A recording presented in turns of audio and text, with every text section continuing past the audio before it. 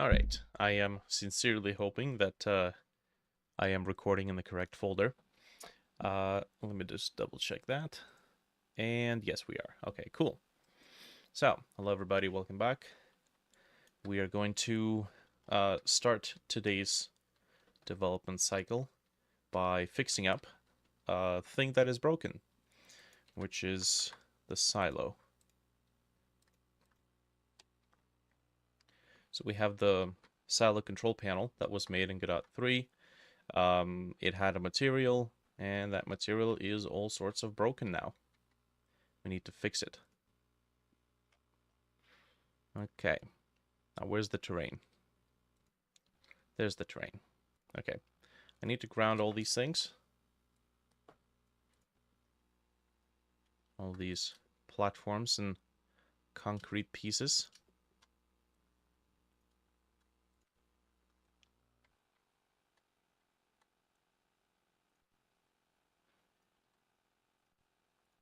We're also going to have to do something about the flip switch here on the generator, because that flip switch is currently press, and I think it was programmed to be a press switch rather than a rigid physics pull switch before I had actually streamlined the physics pull switch mechanic. So what I think we should do is make it be a physics pull switch entirely, because by this point we have like 3 physics pull switches in the entire game, and I think that kind of means that if the player's going to see a pull switch, they'll assume, oh, this is a rigid interactable. I have to interact with it by physically pulling on it. So we're going to have to turn that to be a physics pullable. But for the time being, let's fix this atrocity right here. So what do we have? Let's open it up. Right. Now this is supposed to be a shader, and that is indeed the case. We have amount 1, amount 2, amount authorize. This is the glow values of the various properties. So you know what? I think it's just easier if we start a new one.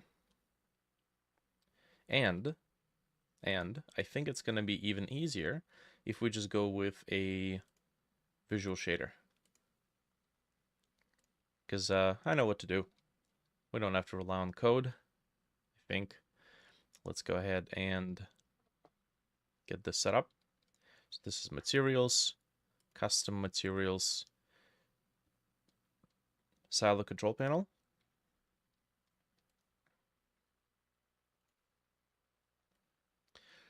Okay.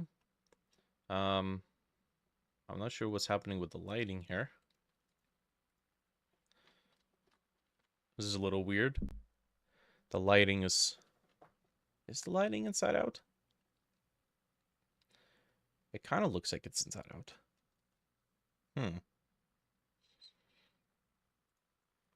Yeah, let me see if I can find this. I'm gonna have to double check this. Maybe I need to ensure correct normals.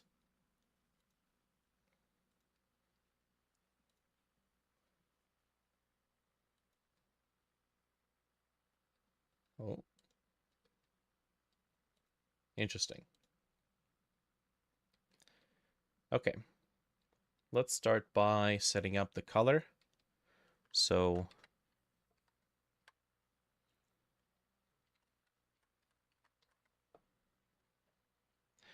there's the silo control panel albedo. Plug that into here. Okay. It only looks a little weird. Okay, if I place it and go back to the level, how weird is that going to look? Actually, that looks pretty good here. Alright. Fair enough. Next, this is before we standardized our data. So this is ambient occlusion. And then light effect to ambient occlusion, it has to be a constant, a float constant. And then here we can adjust the strength of it. Set that to 1. No, next, we got normals, which looks really weird. Normal map.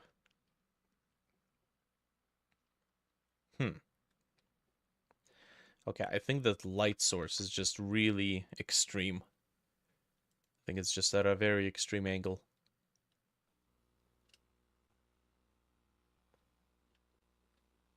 Okay. Got it. This is normal map. How is Godot these days? I'm still using it.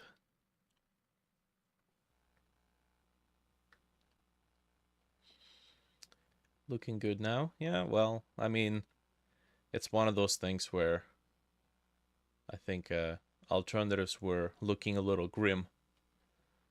So I just committed to it. I think this is supposed to be color. Yes, okay, good. That's color. What else do we need? Maybe we can tone down the normal. So if we take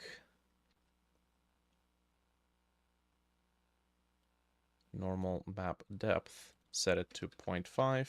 Whoop.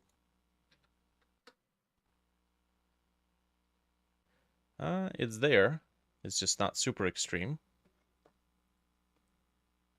I will admit I'm here for the second time because of the stream title. All complaints to Steven once he drops into the stream. That was his suggestion. He nominated this name. Okay. Also, I took a look at the statistics, and the butt stabbing title stream had about 250 views, and then butt waxing stream had 670 views. So, say what you want, but the people have spoken. They want to see that butt waxing content more than butt stabbing content. And don't you deny it, I got the statistics to prove it. Yeah, this is roughness. Nice. I think this is... we'll keep it as data. Okay, now we need to figure out the emissive map. Okay, so if we take a look at the emissive map, drop that into... Where's emissive? There's emissive. Okay, so that glows everywhere. And I think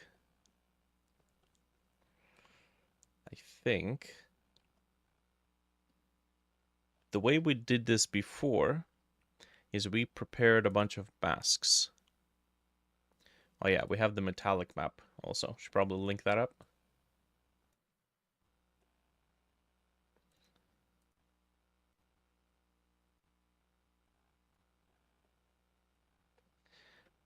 There we go.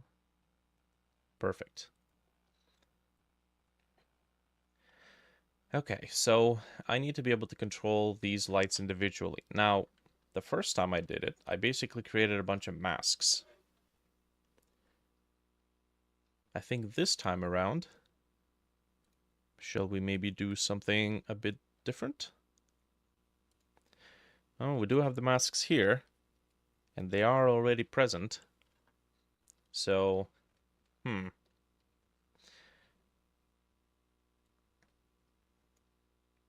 kind of half tempted to split this up into just a series of, well, individual emissive maps. How was the break? Break's good for a couple of days. I was pretty much painting concept art for the Angular pitch deck. So, you know, lots and lots of painting. You've seen some stuff on the Discord. I'm gonna see while I'm working on this project, I'm gonna see if I can take the Angular project, considering it has probably the most mature story out of all the projects I'm working on, and see if I can create this pitch deck, web-based pitch deck, and send it out and see if anyone's interested. If not, then I've got projects to work on. If yeah, then cool.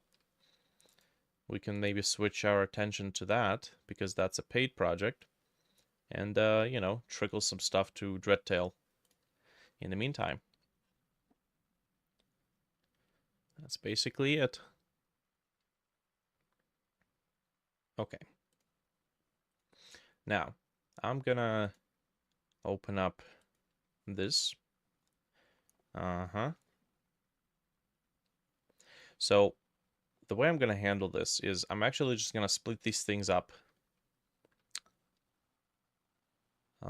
Split these things up into separate images. Okay.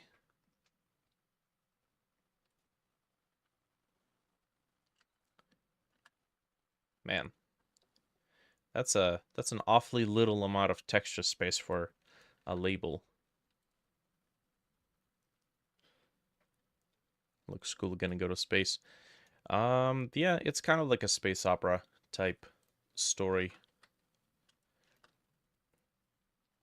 Okay, so here's what I'm gonna do.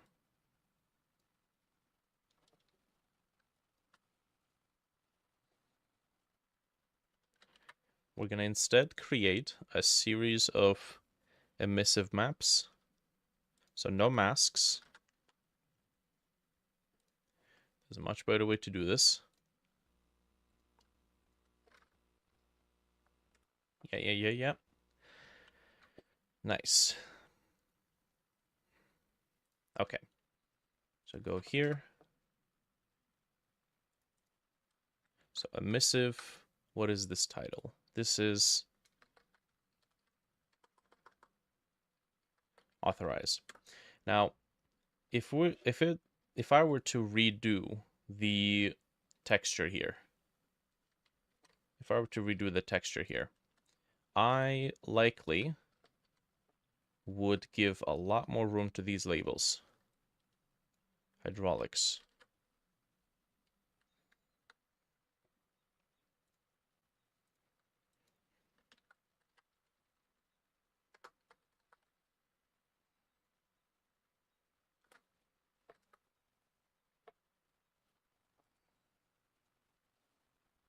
Whoops. Okay, and then stand by.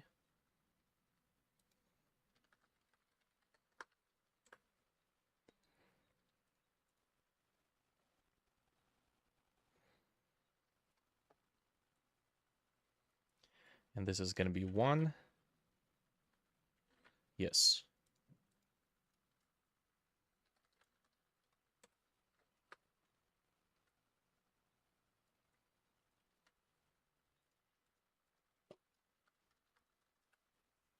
Key 2. I reckon these textures don't have to be 2K textures, as a matter of fact. They could probably just be like very small resolution masks. But for the time being, this is what we got. All right. Give this a sec. Oh, yeah, we don't have a substance painter project for this anymore either, because that was lost in the drive death. So if I am gonna retexture it, probably gonna redo the whole thing. Who knows? I don't know how you do it. Man, you have 2 projects on my Trello, overwhelmed by those.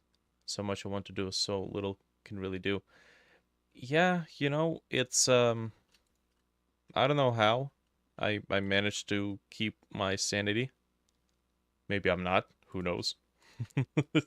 But I think it's just the sheer fascination with the whole process, and the fact that one project only allows me to experience this whole endeavor in only one way. So, or I don't know, maybe I have ADHD or some shit. I don't know. Self-diagnosed bullshit. So let's try parameter. No. Uniform? What's the name of the property? Okay. I'm forgetting how to do this.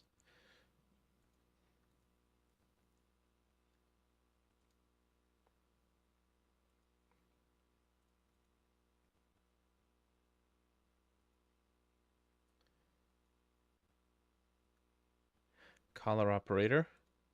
That's a function. Used to be called the uniform, but oh, color parameter. So it's a parameter. There we go.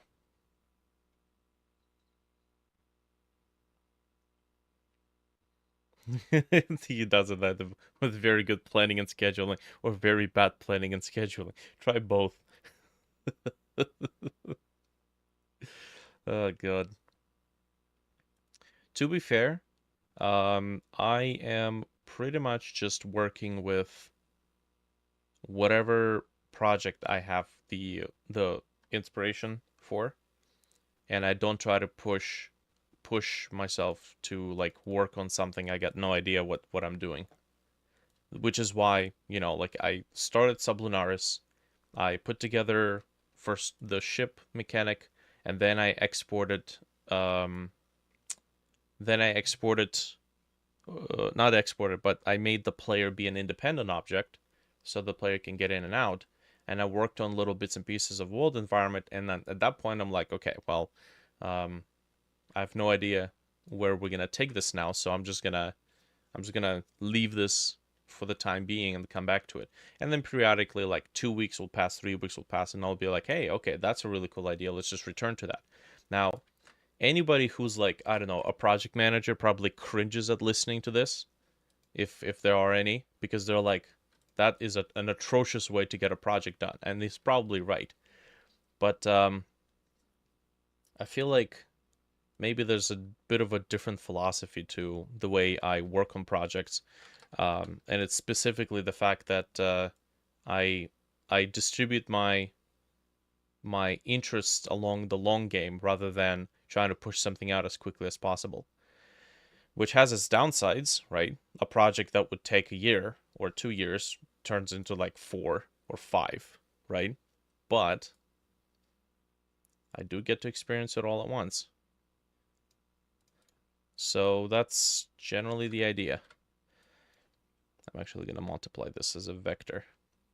How are you? I'm doing good. Thank you for asking. Uh, getting that work on.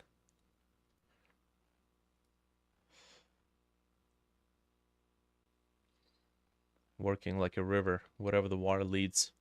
Yeah, yeah. I still try to, steer it in a particular direction. I don't wanna end up, with my life amounting to a bunch of prototypes and nothing more. But it is what it is.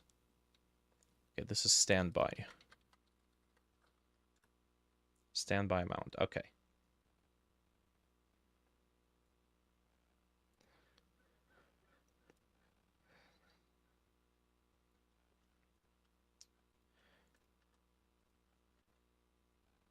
The thing with Angler is that project probably has the most fleshed out story that I've written to this date.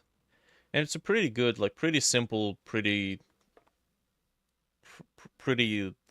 standard um hero story. But I don't want it to just sit on the shelf in the sidelines. So my general approach to it is that, okay, well, I'll put together some concept art, paint some concept art for the project, and if the pitch does not interest anybody, then it doesn't matter because I practiced a whole bunch of painting, which I actually figured out a whole bunch of interesting shading techniques while working on the concept art. Here, This is the pitch page. So, yeah, there's benefits all around, even if, let's say, nobody's really looking at, or nobody's really interested in a narrative game like this, because this is pretty. It's probably the least financially interesting project to many investors, because everybody wants live games. Everybody wants, continuous streams and DLCs that they can continuously charge money for. They don't want like one-off projects. But I particularly enjoy, one-off story experiences, and you play through them, you experience them, and that's it. That's their purpose, right? Move on with your life. So who knows? Maybe I'll find a rich oilsman in Dubai and be like, "Are you a story connoisseur? Here, sponsor this project."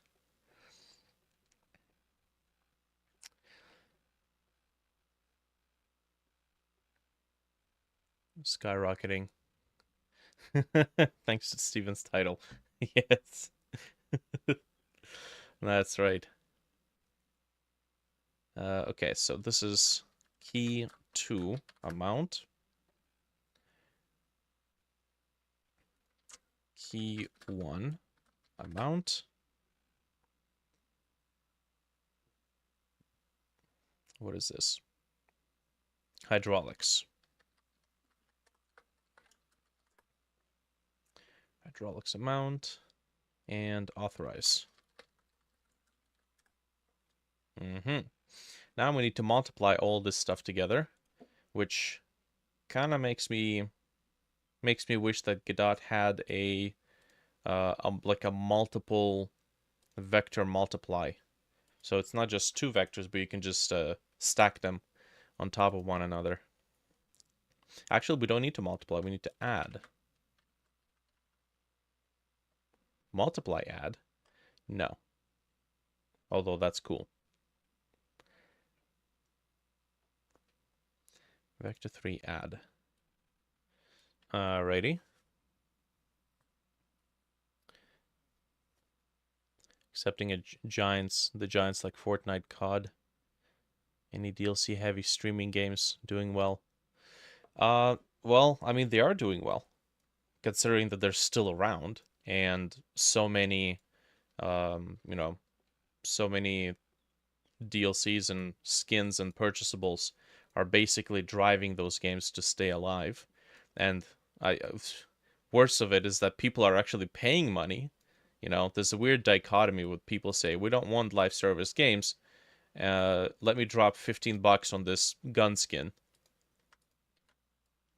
That's right. You vote with your wallet, and the wallet is pretty clear right now. I understand it's not everybody, but it is what it is. Okay, so we're gonna add all of this stuff together, and then that is gonna go into the emissive channel, just like that. Okay, so now if we go to the material,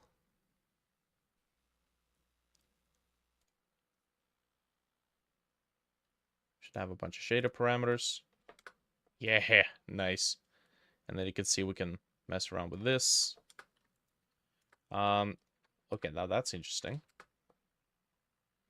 The overall texture is getting brighter, which tells me there might be some compression in the texture.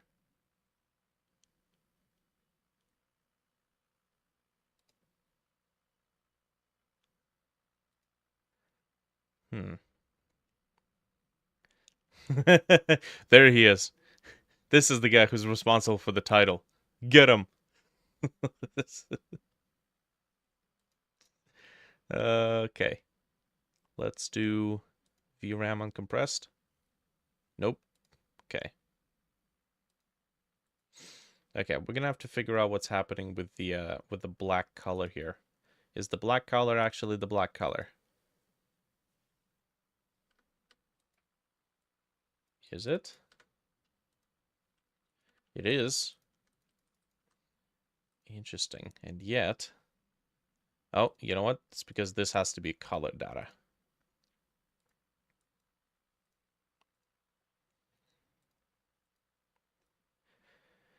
There we go.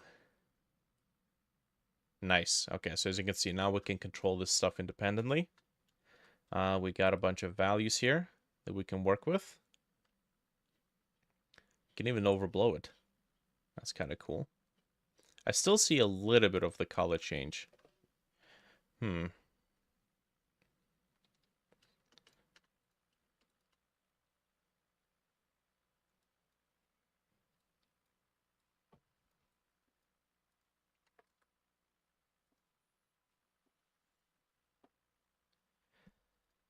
Okay.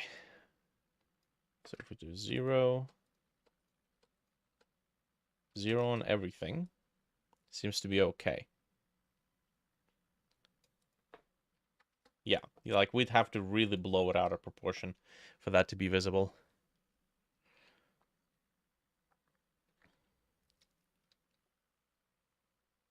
What's the science behind the shader? I have a series of emissive maps, and I'm multiplying the emissive map by a shader parameter so that I can independently control them. So probably as simple as it goes. If these things were separate shaders, I could probably have just, done it emissive on each one, but then I'd have, what, 6 different shaders for just one prop. So, probably don't need to go that far. Okay. I am, however, going to apply a different shader to the keyholes and buttons. I don't think we need to run emissive on them. Or should we just do the lazy thing and just do that? Nah. Doesn't seem right. Let's do this. Albedo AO, metallic normal roughness. And then if we prepare albedo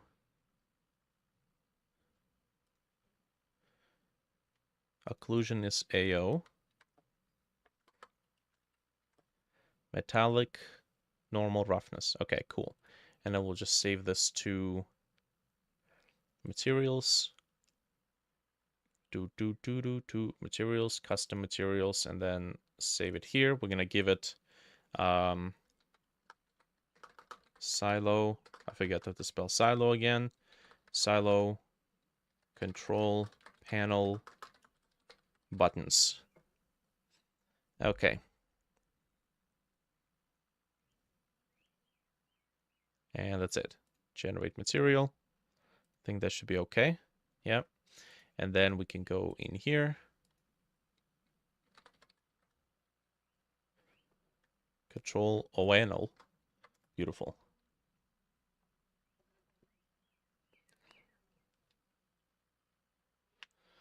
So simple yet genius that it's painful. Yeah, like no need to mess around with uniforms and anything, Simplest solution. There we go.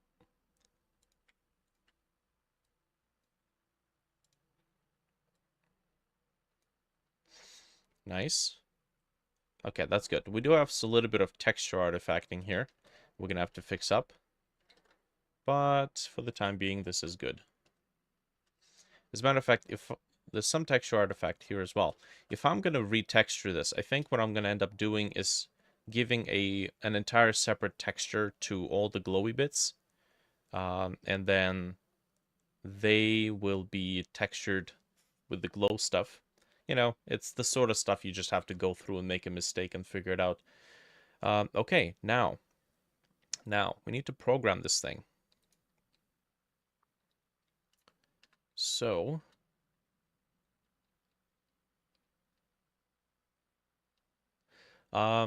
Material Maker is made in Godot engine, right? Can you generate maps from it? Like if you feed the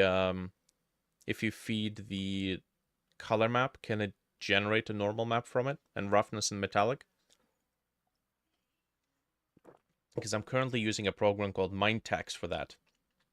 However, Mintex, I have to flip the roughness and glossiness maps in order for it to properly work.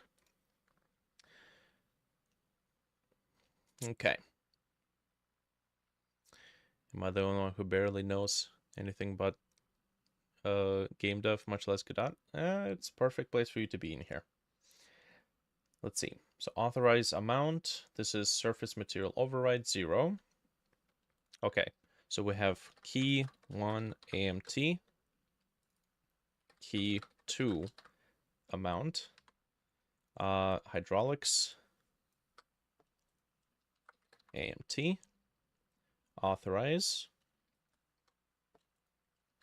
AMT.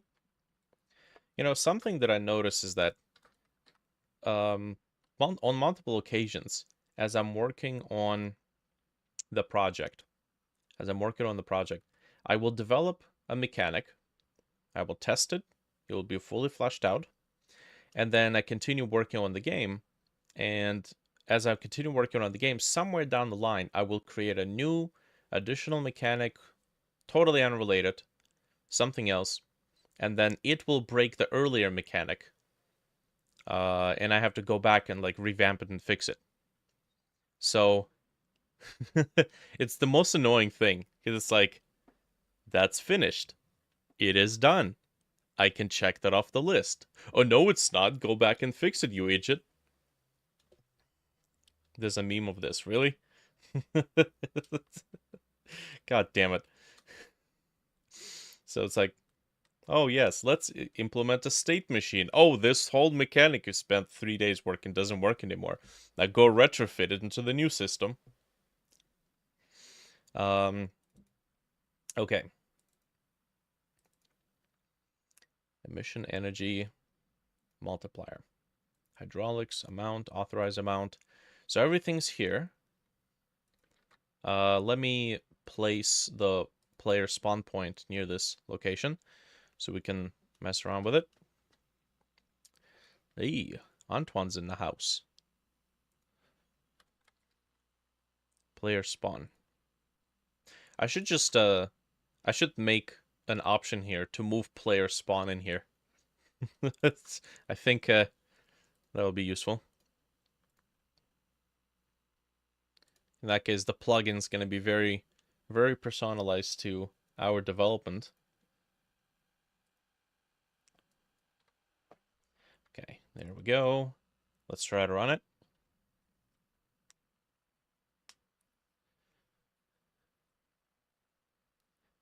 You made a game following the stream.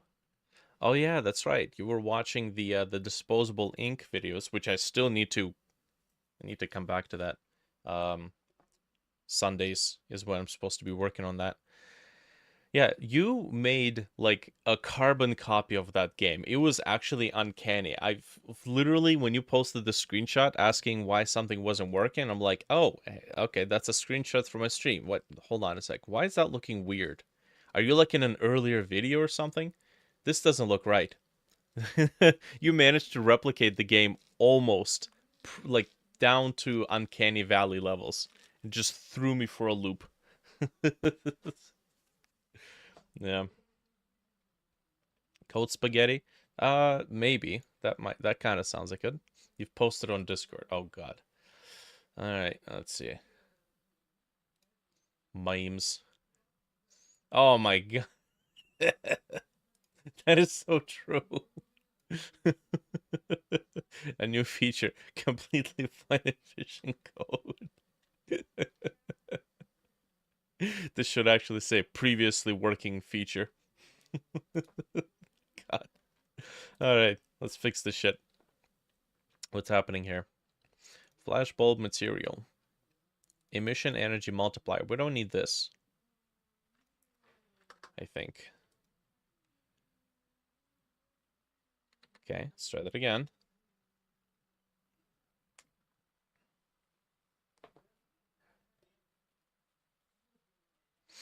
You know, after I've gone through the slog of retrofitting the hand system into this game, the next prototype is actually just gonna start with that right away, considering that adding player hands is not such a scary thing anymore.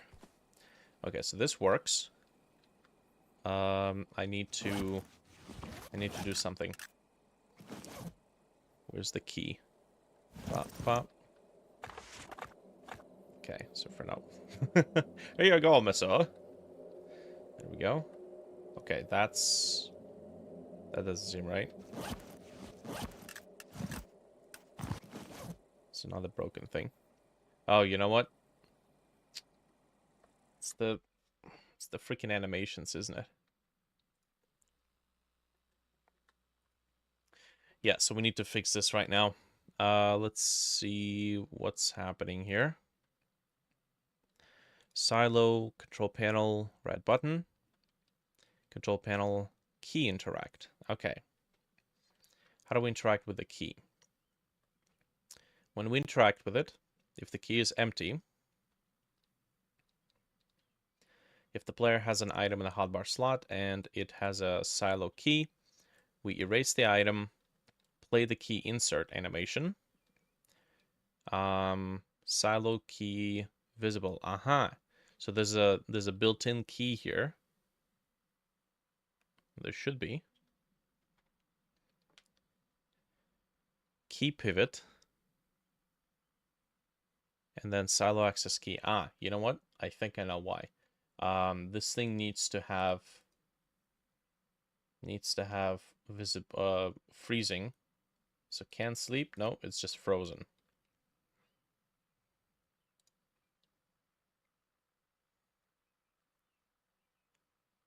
Okay. Because I think what's happening is that when the animation kicks in, the key is just falling through the world under gravity. Well, technically, it shouldn't be falling through the world because we switched to Jolt. Good Jolt engine.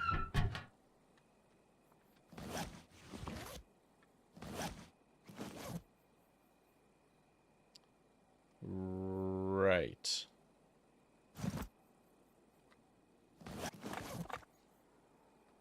There we go. Okay. And then this. Okay, and then we should be able to interact with this thing. Were you also part of the Brackley's hype? YouTube is suggesting me every video which has a word Brackley in it. I have no idea who that is.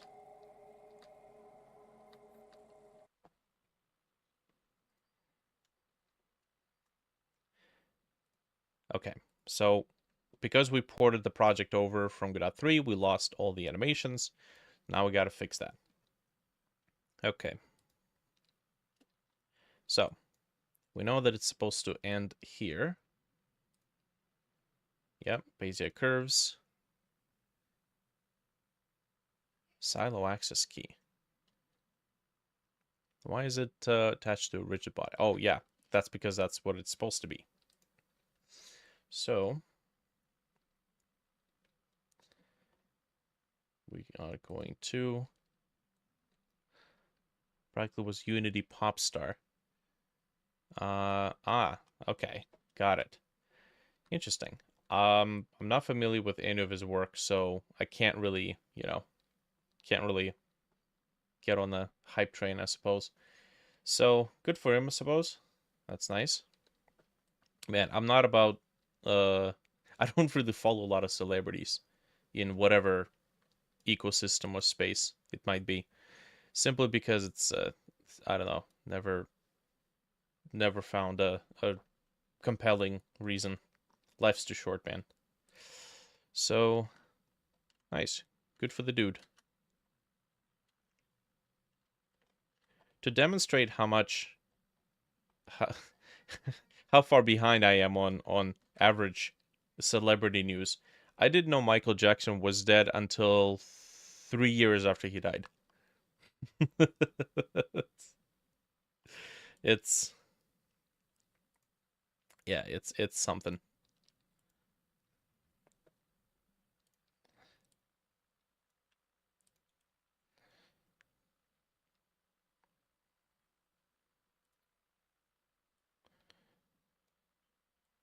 It kind of reminds me of if anyone has watched the LTT clips video, where one of their team members, I think they were doing a live stream and they were doing donations, um, and they were selling the Bob Ross mouse pad, and the donations went to like a charity. And the dude who's holding the mouse pad is like, you guys should check him out. He's this great guy. He is like a great streamer that blew up, and he blew up years ago, and everybody's looking at him. It's like, he's dead, right? And the dude was just destroyed. Oh, and I'm like, I can relate to that moment. That is just, ugh. I don't know. I'm too disconnected from the pop culture. I think until I was 22, I was still referring to Daniel Radcliffe as Harry Potter, and I'm like, what's his name? Yeah, the Harry Potter dude. It just works. Okay. Hopefully I'm not gonna have to animate this twice.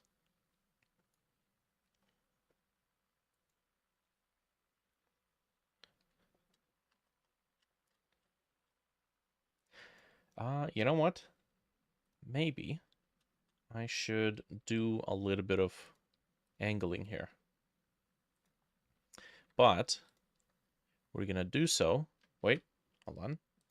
This is gonna create rotation. Yeah, it's gonna create a rotation. I need a 3D rotation track here. Actually, no. I think for this, it's a very simple rotation, so we don't need to use the built-in rotation track. That should be fine. Just gonna do this. Reset.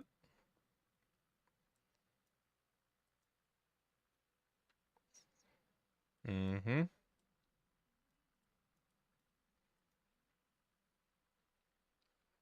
Nice. Cool. I'm gonna see about saving this.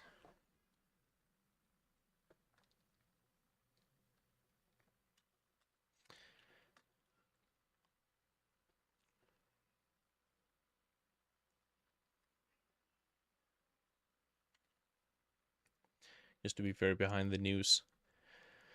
Yeah. It is what it is. Okay, now what about this one? This one uses the same animation?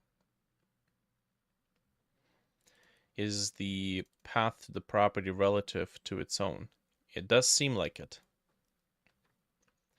So,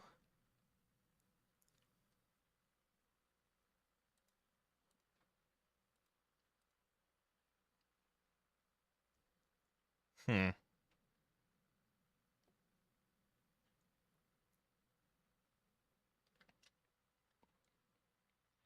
Trying to show my college the radio tower animation with sound.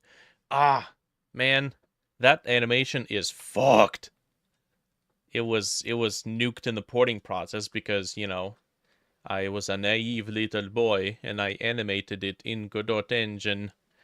And the porting process nuked every single animation, which is why you see me finagling with this. To be fair, however, this is already looking better than the first one. I do want to see if I can get the animation players, however, to play the same animation.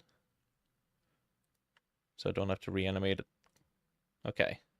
That's not what I want. What can I do? What if we do this? .. key pivot. No? No, it doesn't like that.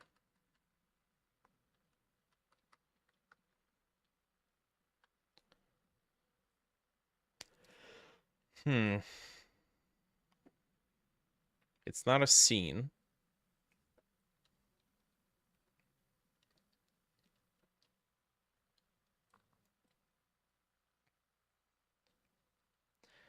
I know, but still. I'll reanimate it. And then we'll have an even nicer animation. Maybe even the individual dishes can wiggle. Okay, now I want this animation to be relative. How can I do that? We got the key insert, but there's no way to specify the address to be relative.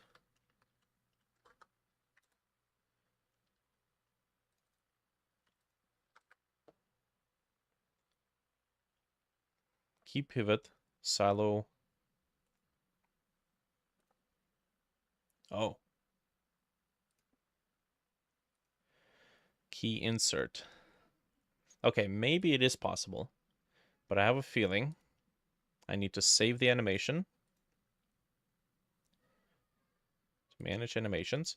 We are going to save.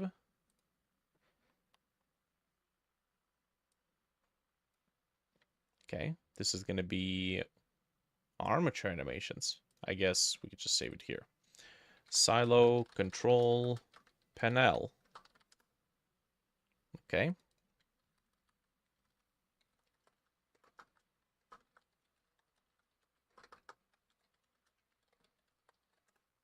Save it up. And then we go back to this one. Manage animations. We are going to open invalid animation file. The shit it's not. I just saved it. Oh, you... Okay, I think we're going to have to do this one animation at a time. All right, fair enough. So key turned unpowered. I do have a video somewhere in the dozens and dozens of live streams. I don't know where it is. I thought I had one for the update video that I posted recently, the progress report, but I, like an idiot, I looked away. During the best part, and I'm like, okay, screw it, I'm not looking for it. This is just taking too much time. Okay, key insert. Stay in there. Then key unpowered. We are going to rotate it.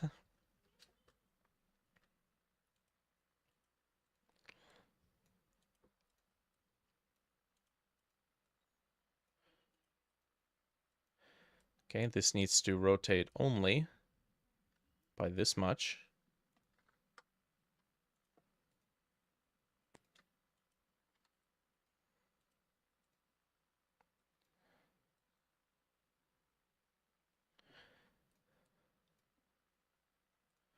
Okay. Ooh. Okay. We need some sort of a normalize command that is going to normalize the keyframe range.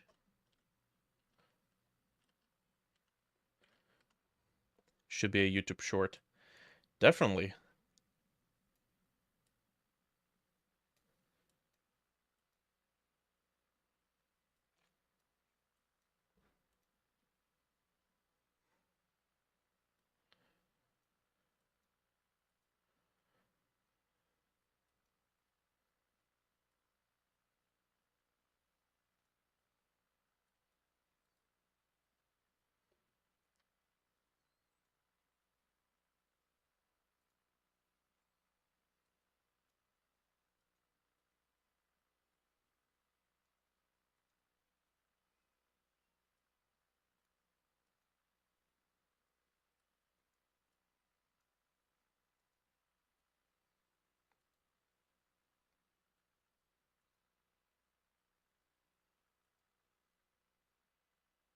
Man, I keep coming across the YouTube shorts of pirate software.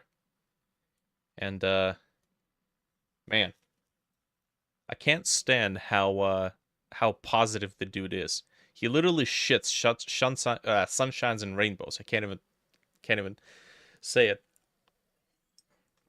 Oh man, he deserves all the followship because of that. I'm too cynical to be like that.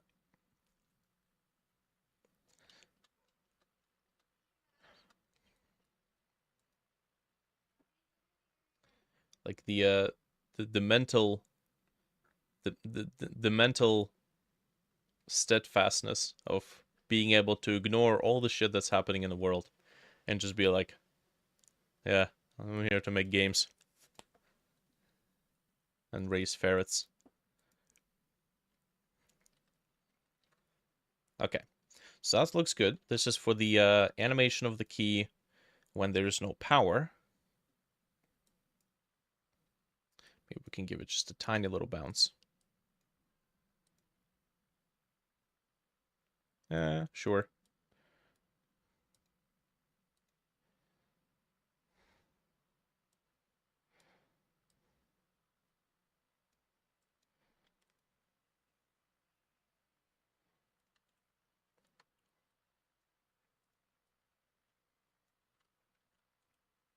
Duplicate.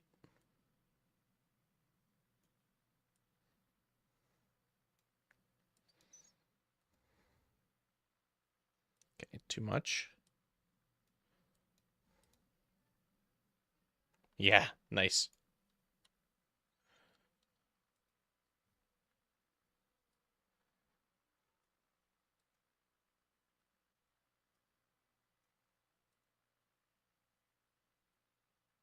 Okay, let's not enable snap because that's making it a little too difficult.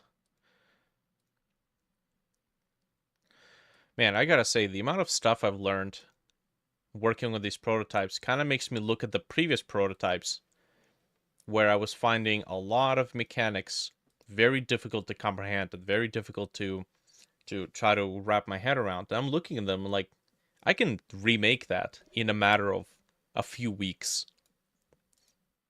It is absolutely, absolutely phenomenal.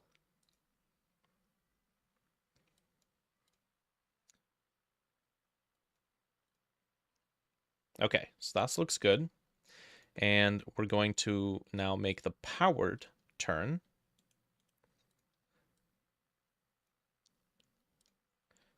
There we go. Sound designer dude had a video on it. That's right. Cole has a video on it. Hold on. Cole Harmon. Let me see if I can look it up and post it. Cole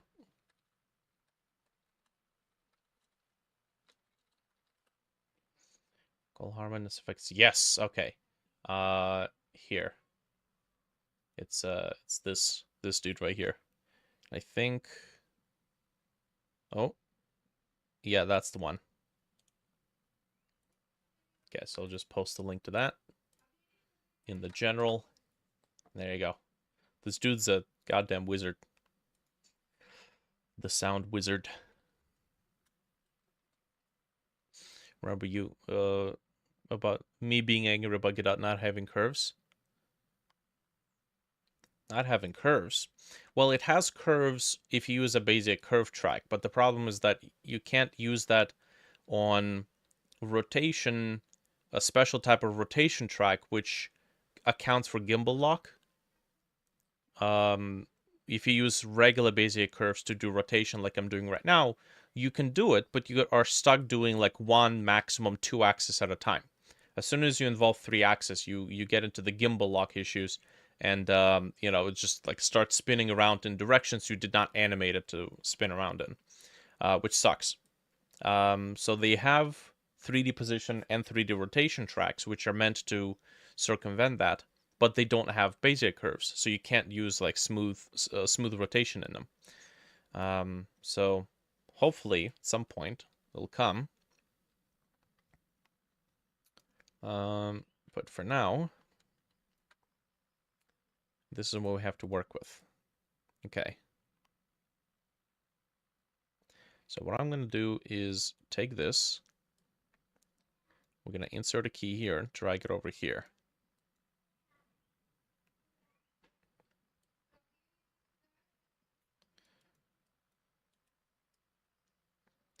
Insert a key here, drag it out.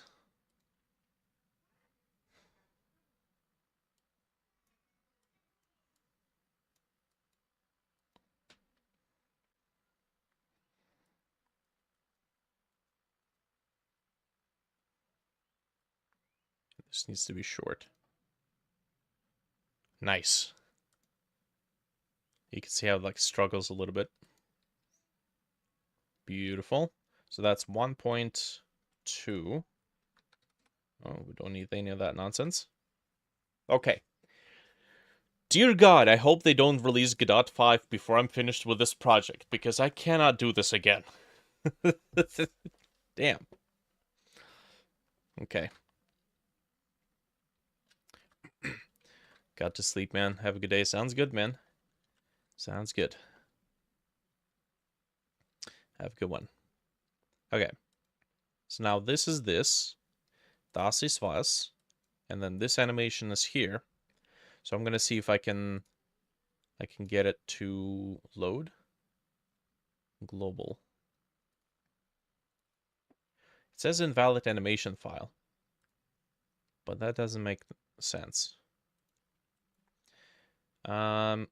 What is this? Silo control panel animations.res.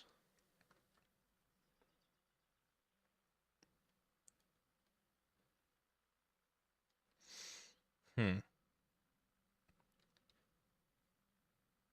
guess maybe it's because there were no animations here. Let me save this. I don't need the reset. I need this one. Save. Silo key insert. Silo key turn powered. Silo key turn unpowered.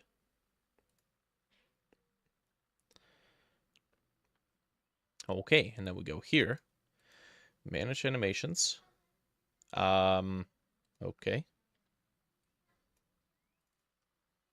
Invalid animation file? What? What? Okay, hold on a sec. Maybe we add a library. Silo animations. Uh-huh. So we can't do it to individual animations. We're just gonna nuke this. There we go. Is that gonna work? Oh. Let's reset. Ah. Yes. Beautiful. I don't have to reanimate it. My coworker said it's fucking amazing. Beautiful. Thanks for sharing that. Okay, so we got that working. Beautiful. I pray we never have to do it again. Cool. All right, what's next? Next we need to fix up the whole sequence with this control panel.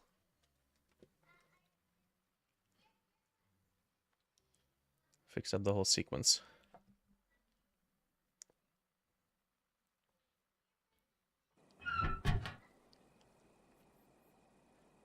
Okay. So we go access key 1. Okay.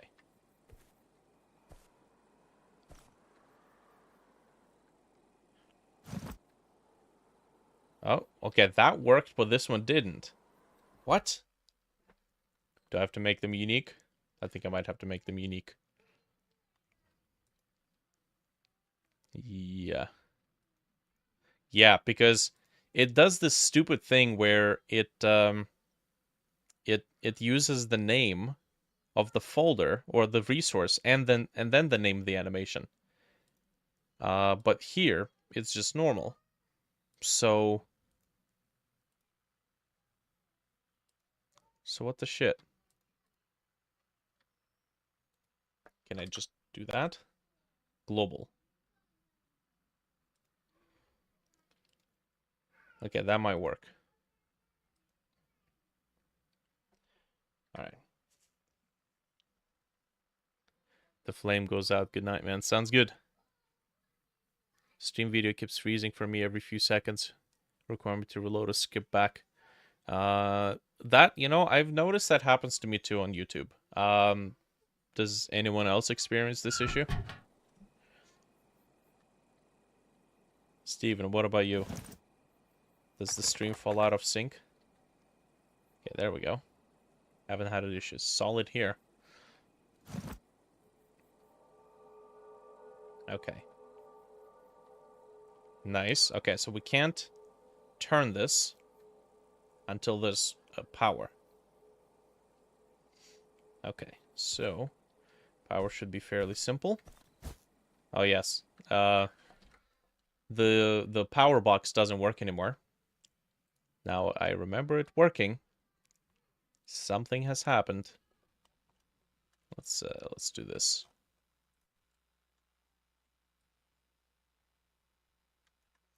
Also, this is a very loosey-goosey way of setting up the power box for this. Like, this location is completely undeveloped. So this battery box probably not going to be here. I need to make this zone a lot more interesting than it is right now. All right, let's try that.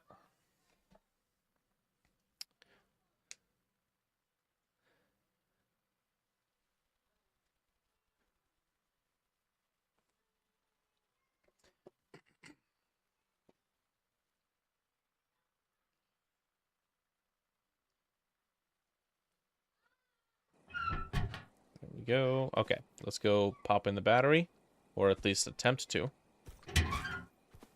Nice. Let's get a battery. Pop. And then it does this. Why does it do this? I don't know. Let's go take a look.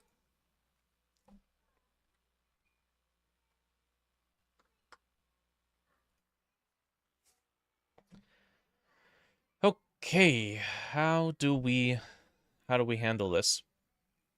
Could it be that the battery is falling asleep? Area exited. No, we need area body entered.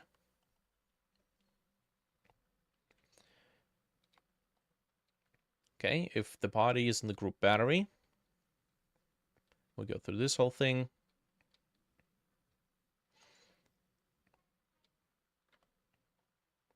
And then we have a piece of code that tells the battery, oh, freeze true. Force let go. We have a piece of code that tells the battery to slowly interpolate, and I think that's in the physics process.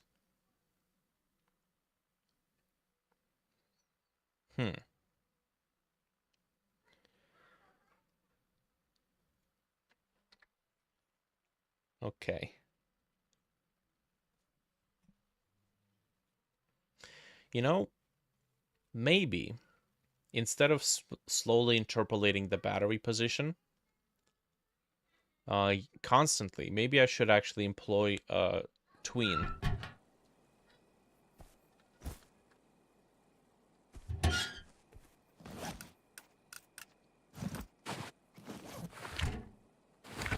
I can do this.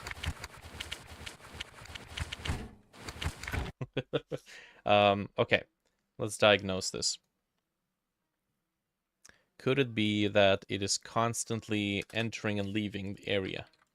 Print battery box body.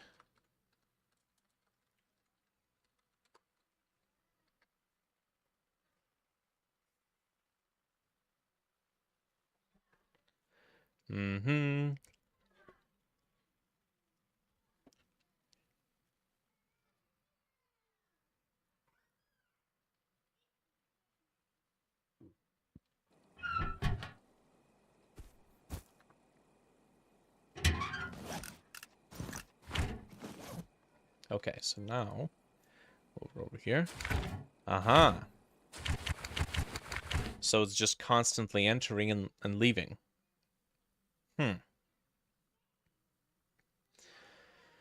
Okay, fair enough.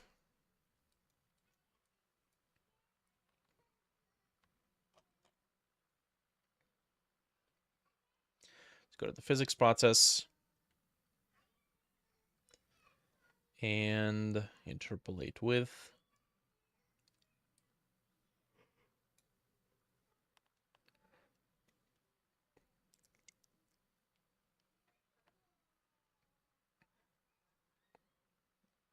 It only does it when the battery freezes true.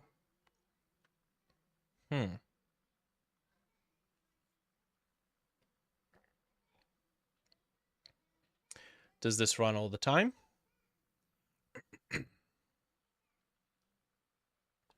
We have a target destination, which we can get right here. So, I'm going to get rid of this. And we're going to do one area body entered. When we tell it to freeze, interpolate battery into position. So make a tween, create tween, Interpolate value.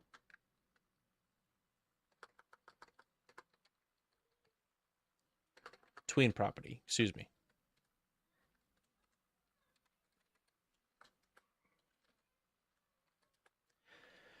Okay, what object? Object is the body. The property is transform. The final value, battery slots, the shelf, large, destination. Okay, and then over the course of 1 second. And I think that's it.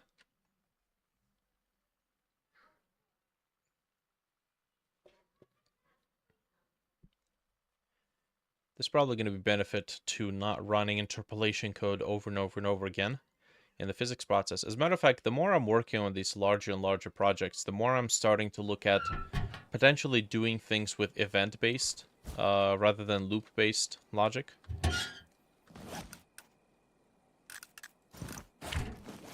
Oh. Well, come on now. Okay, that's just stupid.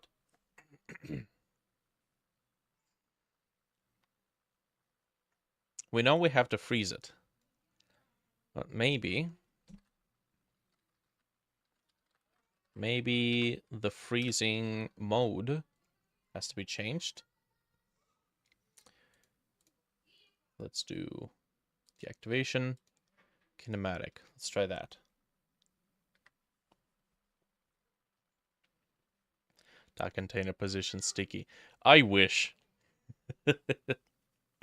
I wish. You know, I actually legitimately think that it would be kind of fun if you could do CSS for user interface in game engines. That would be super handy. Okay. So you can do that.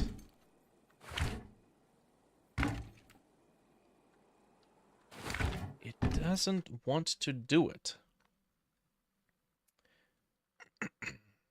Did something change? Freeze mode. The body's freeze mode can be used to set up body's behavior when freeze is enabled. See freeze mode as possible for possible values. The body that is always frozen. Use static body or animatable body 3D instead. There's no such thing. Okay.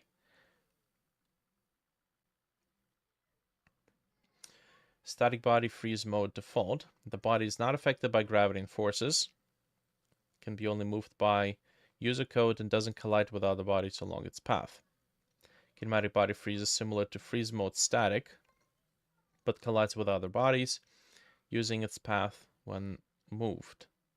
Useful for frozen bodies that need to be animated. Well, yeah. It's actually a plugin that allows you to write UI in CSS. I've seen that. That was an interesting thing. But the only thing is that Godot's own user interface styling mechanic has to suck in order for me to try that. So, you know, this is where Godot's user interface system, the control node system, is kind of saving itself. You don't really need a good alternative for something that is already good. Okay. So, now, when did this happen? I think this happened when this was before we switched to Jolt. I've seen this issue before. It's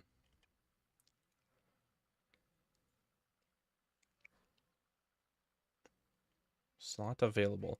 Does this actually run? Start battery insert tween. Let's double check this.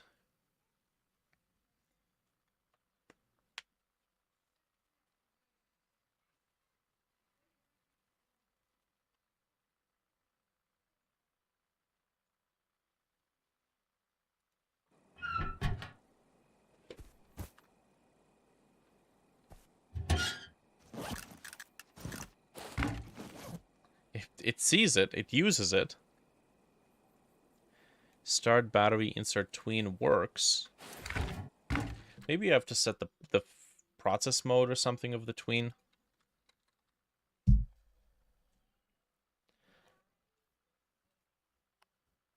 Process mode. Hey, look at that.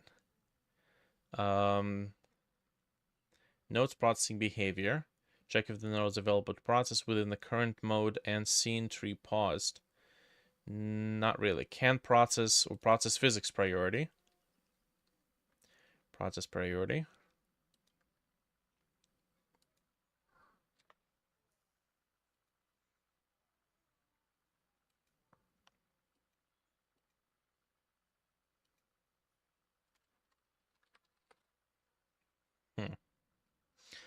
Processing. Nodes can override the process state, so they have a callback on each frame requesting item process, do something in normal processing, physics processing. Set physics process can happen. Set physics process. Okay, if set true, enables physics fixed frame rate processing when the node is being processed. Will receive notification physics process at fixed, usually 60 FPS rate. I guess we can try that. Okay, so we go back here. T, set physics process, true. Let's give that a test.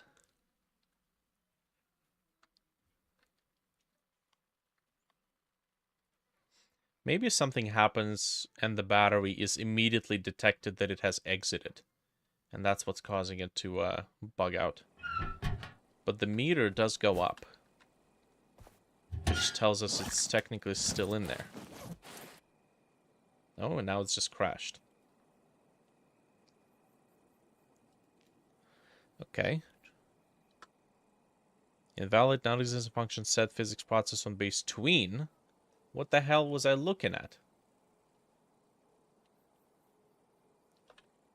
Oh, whoops. There we go.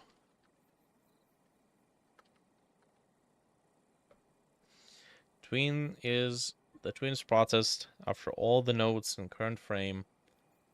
Method would be called physics process, depending on the value passed. Okay, is it because we're creating a tween in the physics process?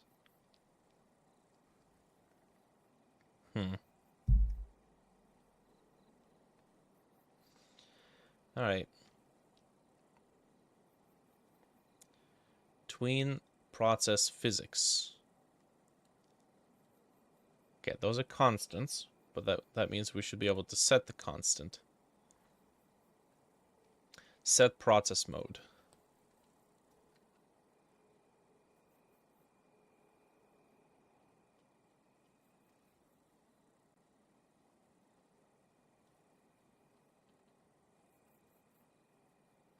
Physics. Oh, where's that? Where's my closing parenthesis? And you know what? I'm gonna move this whole endeavor to the sandbox. There we go. So we don't need this. This is done.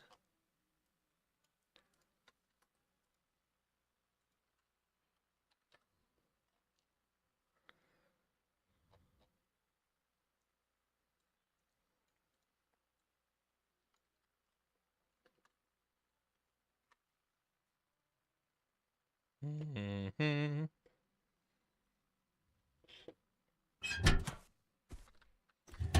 Okay, it's a little high. And it's still doing it. Start battery, insert tween. Alright. Let's take a look if maybe the body exited gets triggered. To print.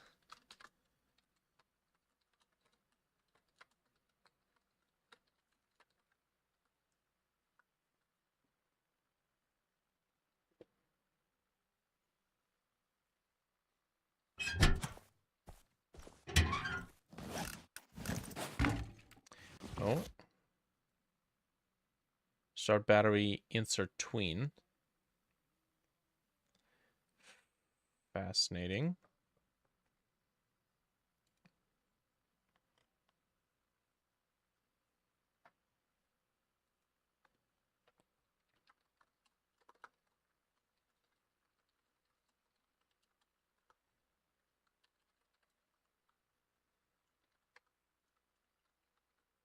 There we go. Okay.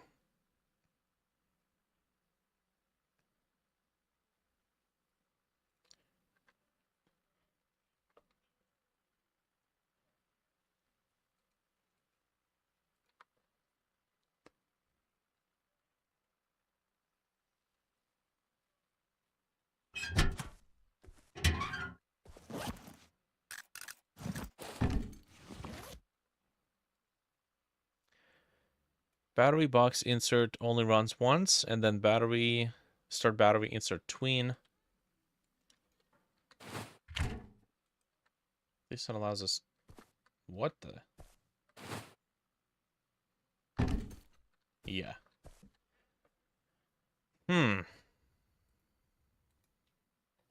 Step tween.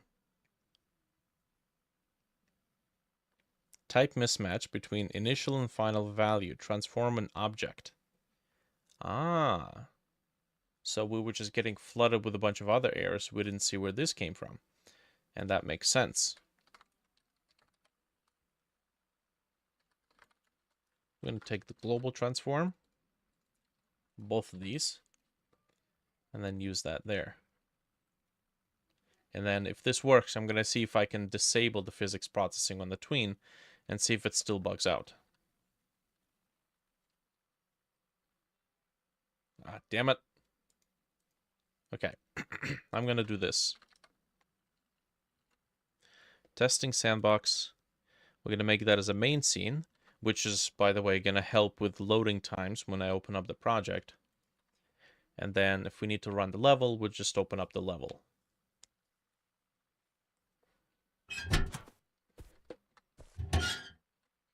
Might make a separate plugin for specifically for Dreadtails. Hey, okay. Well, that works. It's got to be a lot faster than that. And then set ease. Ease out.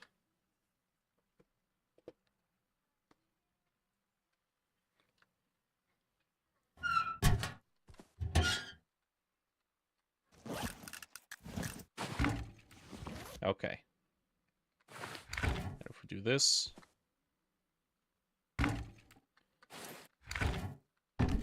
still too slow, and also too linear.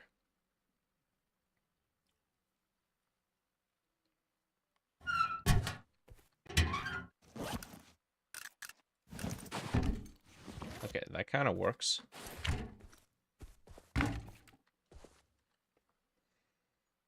Cool. What else can we do?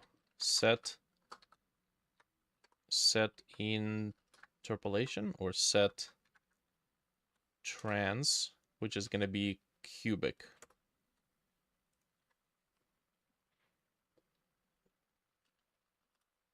Expected.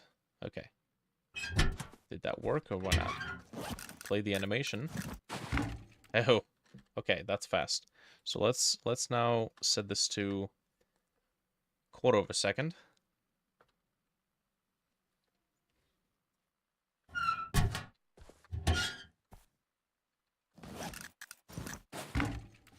Sure.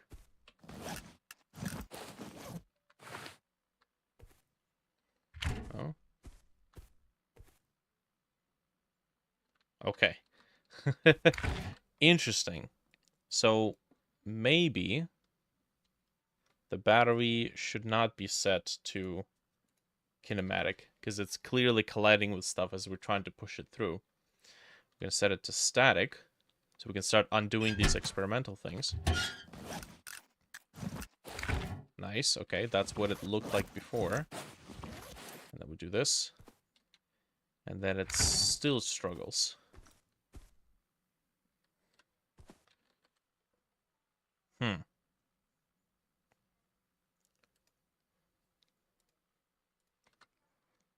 Okay, what else? Is it because we're running it in the physics frames? Let's double check this. I just want it to be inserted.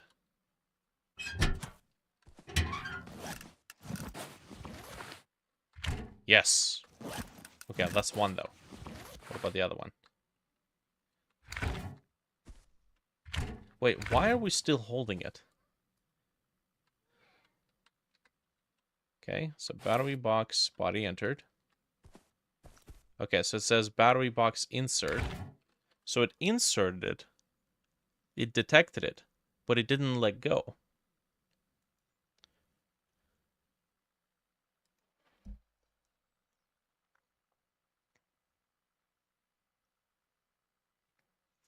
It has force let go, and then the player.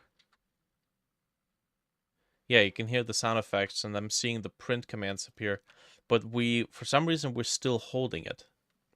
So I think the issue is in the player. Let go of held item. Physically held item, if it's not null. So print, let's do player lets go of item. And then here, if it's not null, we're gonna do player lets go of, and then we're gonna do physically held item. So I feel like there might be a few issues with the Jolt engine. I remember when I was doing bullet physics, bullet engine, the bullet engine in Godot implementation didn't have the ability to discern between multiple collision shapes, and that kind of broke some functionality in the VR project. Okay, so we do that, and then... What the heck?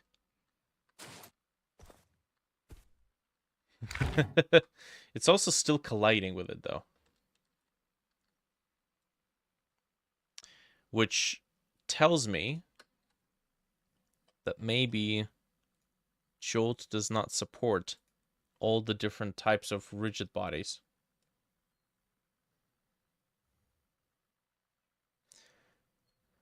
Value, ternary condition, local variable parameter delta, unreachable code. Yeah, that's fine. Path array. Handle modes. Like this, I don't know what this means. It's an error. This, God knows anything in this scene. I can't actually debug this. Long code. Relatively. Running on a separate thread is not currently supported by Godot Jot. Any such setting will be ignored. Running. Okay. Running a separate thread is not currently supported by Godot Jot. Well, I'm not doing anything.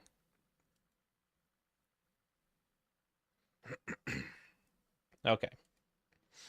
So, what gives? I'm going to do something here as a test. So if I go to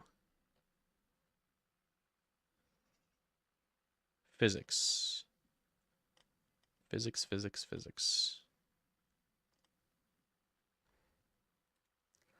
I switch to Godot physics. I'm just going to do a quick test. I'd bet that it's going to work now.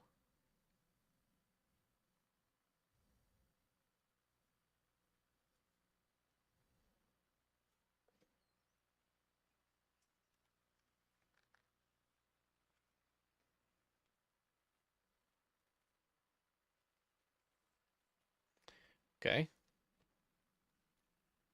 Come on now. Load up the scene.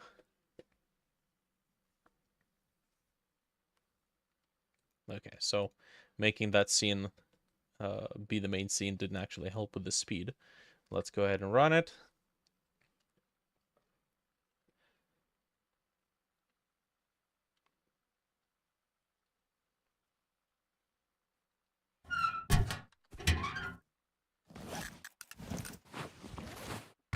that goes in.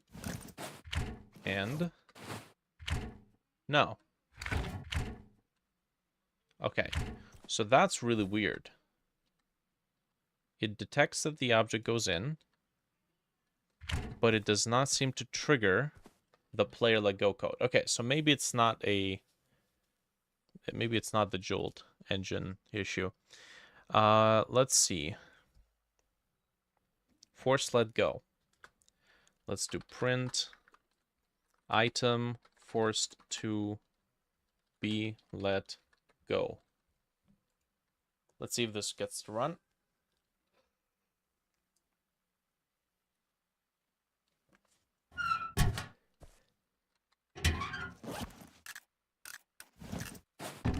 Okay, that part's fine.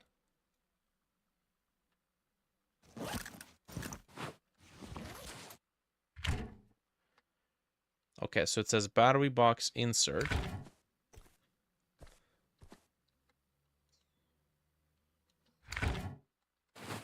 We do this. Okay, that works.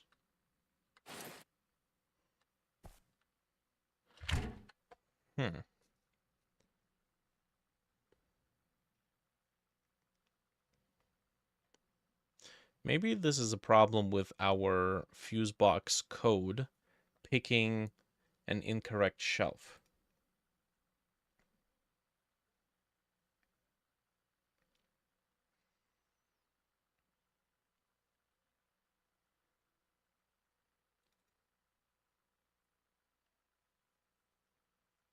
Let's see. We'll go through the shelves in the battery slots, which is...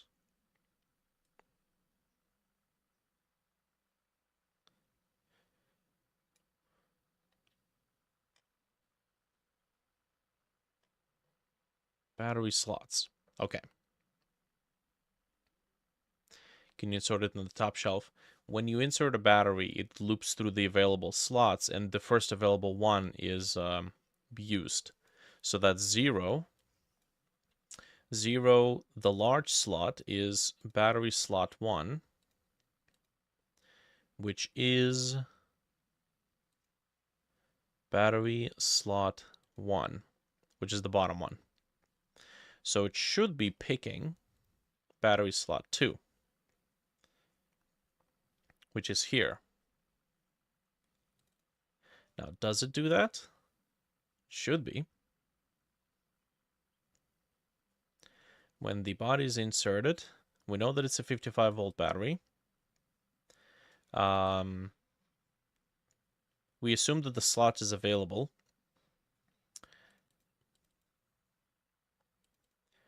For position in battery slots, each shelf. So we're looping through the shelves, 0 and 1. Okay. Now we go to the shelf. What is pause? That's the...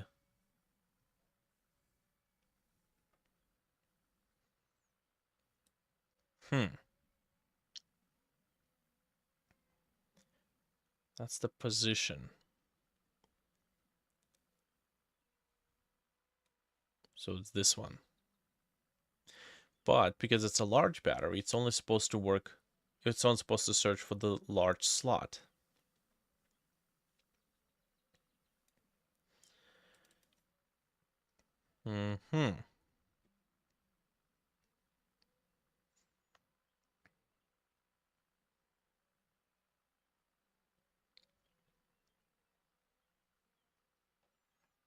I guess we are checking the name.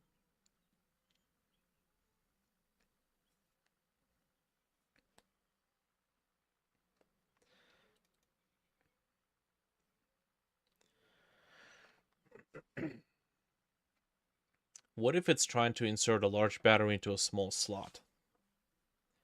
That's my hypothesis here. Because it goes through battery slots. Okay, so battery slots. Then we have 2 shelves, 0 and 1. So we're looking through the... if the battery is a 55-volt battery, the big one, we enter the shelf 0 or 1, and the shelf 0 starts looping through these keys: large, small, 1, 2, 3, 4. Now, if the position is not equals to null, it means it contains something. So slot available becomes false, and we break. Which means we break out of this loop, but slot available stays as false. So this doesn't get to run. This does not get to be executed at all. It reaches the end of the loop, it goes again. So now we're on shelf number 1. We're still looking at a 55-volt battery. We're checking if it's not null. Yeah, this is correct. Body force let go. Let me double check which slot we ended up choosing. So print slot found, and we have a node that we can get.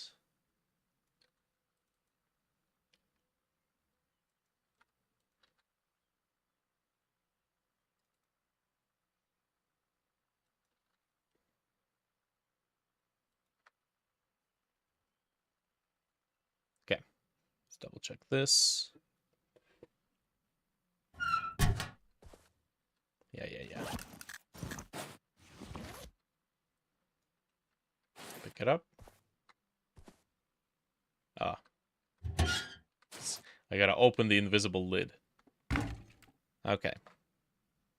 So slot found, battery slot 1. And then when I do the second one,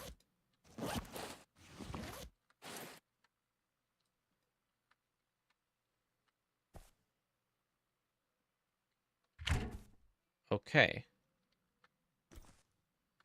It starts the tween, but it doesn't locate the... What? Hold on a second.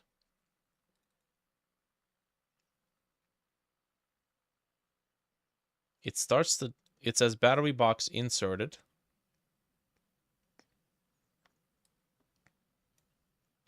It never reaches this point. Print slot found. So that means it fails to locate the available slot. What if... Okay. What if it populates the battery into both slots virtually? Technically we return, but you know what? At this point, I am gonna check for that just in case. Let's look into the dictionary of the battery containers.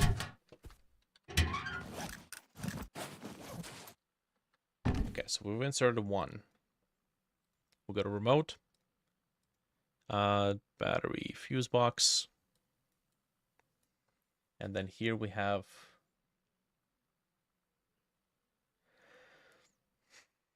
battery slots. Okay. So, large. This again. I can't edit the dictionary. Or not even edit. I'm trying to look at it. Let me, I guess, maybe pause.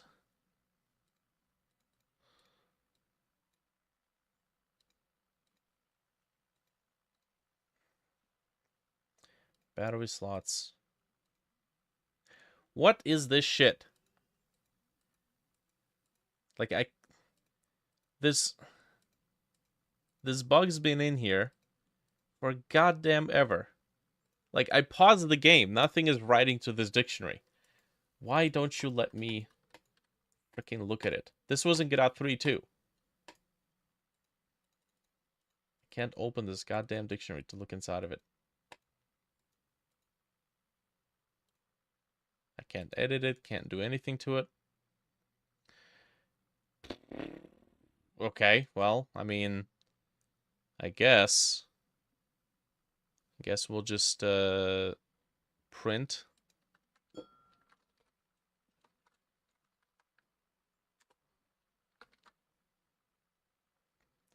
And then breakpoint out of it.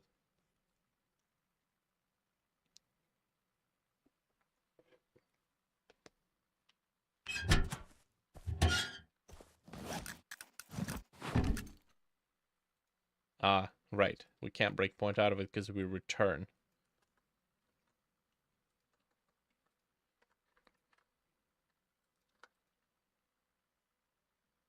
All right.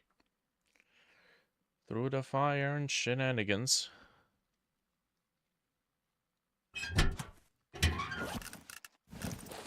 Okay, cool.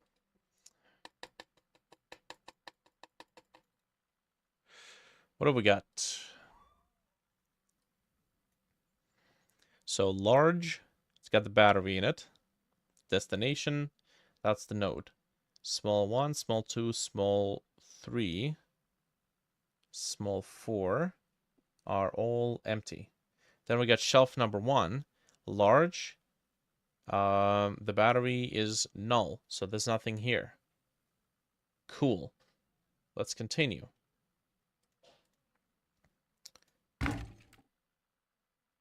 Huh? Oh, okay. I thought it broke again. Okay, so we do that. And it did not breakpoint, which we kind of already knew because we saw that the print commands were not appearing. So I guess now we have to place a breakpoint here. And now we're gonna have to take a look at where is it busting out open. Maybe it's the node name.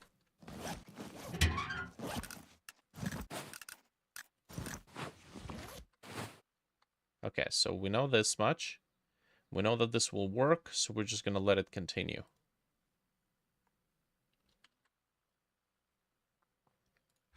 Okay, next. Oh, come on. Huh? Are we... Oh, for God's sakes. It's being buggy as heck. What renderer you use for the project? What renderer? Forward plus. Okay, let's try that again. So we do this. Okay, so that's breakpoint. That much we know. We're gonna press F. What's the continue button? F12. Okay. So I'm just gonna switch here. Hello? There we go. Okay. So that's good. Now that's the first one. Let's place the second one. And there we go. We have our second breakpoint. I need to be able to switch to the engine in the background. Is always on enabled? Or always on top? It is. Okay. Let's get rid of that. So, let's start by going this one step at a time. Step into. So it's going to check if the name of the battery has the word 55V in it. And it just fails on that one. Really? Really? Really? Okay. Oh, because it's called Rigid Body 3D 196. Yo, man. We're not allowed to use proper name. Okay, that's my fault for not using node groups instead of using names. Copy. Yeah. I freaking know. Okay. Here's what we're gonna do. So we're gonna check for the ID because we know the ID is always the same. So Battery 55V. Sure. So we're going to go here. Body.id. If this is the ID. Cool. Now, curiously enough, I don't remember that being a problem before. So I got no idea how that magically became an issue.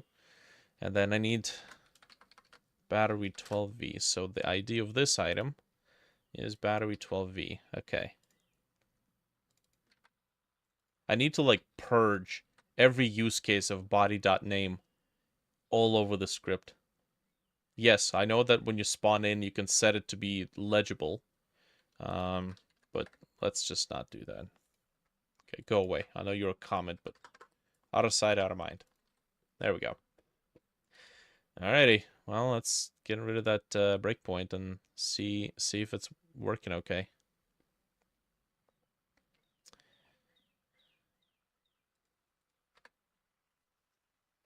Yeah. Again, it's one of those things you just have to go through and make the mistake and never use node names again. That's one. Yes! Yes! We fixed it! Yes! Okay, cool. Let's bring the lid back. Now, I need to test this with small batteries. Pop the champagne. The champagne can wait. Champagne gives me, like, stomach aches. I don't know why. Okay, so this works, but now we need to test this with a bunch of smaller batteries, which are... I think that's enough. Beautiful. Well, Jolt's doing a pretty good job. Okay, get out of here. Oh. Okay, right. Well, good thing we test. What is the issue with the other battery? Is it the same? Deactivation, mode static. All right, let me do a quick test with the smaller batteries. I hate champagne. Zoltan, did you go to sleep?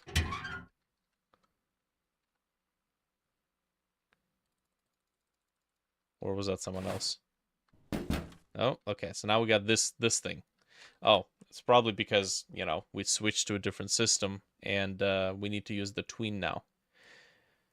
So I think, I'm fairly certain that the old system of using physics process would have been fine, and it's this whole filtering issue. But I still think that it's a good idea to use a tween and make it be event-based rather than constantly having the physics process running and interpolating it.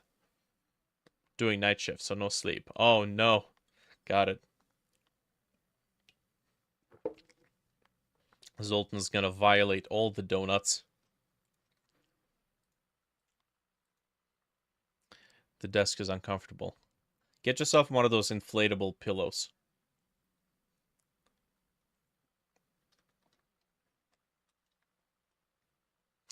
Okay. How'd you make this not collide with the player but collide with the ground? Every time I pick up the object, I add the object to the exceptions of the player. Kinematic body and rigid body nodes have a function called add collision exceptions with. And then you tell the battery to ignore the player and tell the player to ignore the battery. So when you're carrying it, it doesn't collide with you. Butt pillows help. Oh yeah, for sure. Okay, so that's fine. We have the body. Now we need the small. I guess we could just work with each slot, each shelf, each slot, and then destination. I think this should work.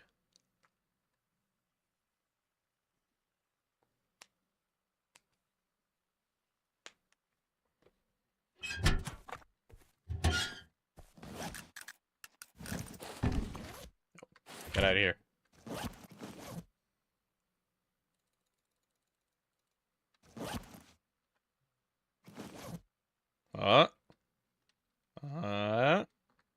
What's with this?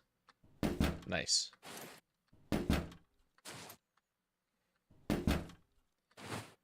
Okay, so that works. If I take one of them out, it goes to the top one because, you know, these are occupied. These are occupado. And then if I do... Come on. Place this in here. Place this in there. I kind of want to add a throwing mechanic. Hmm. Hmm.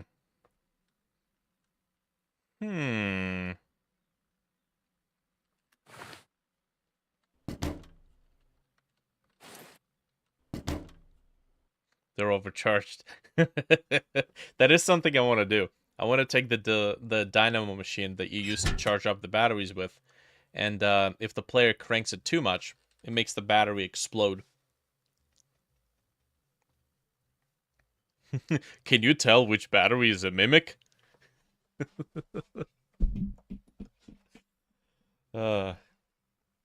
D&D party walks into the bar. The bartender asks, "What's with all the axes?" Mimics. The bartender left, the party left, the table left. We killed the table. It was a fun time.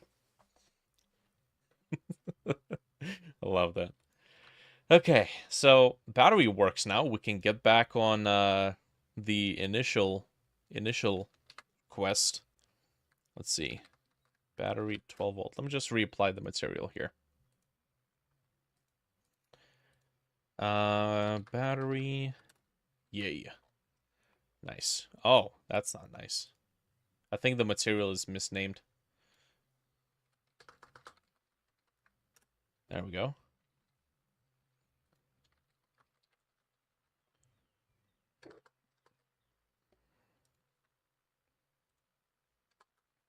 What is it, 55 volt?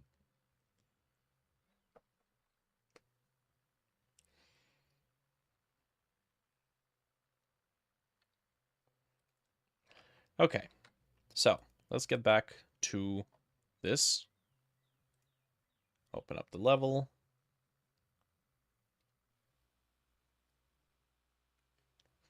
Speaking of fixes, instance count. Oh, that's like the multi-mesh tree thing complaining.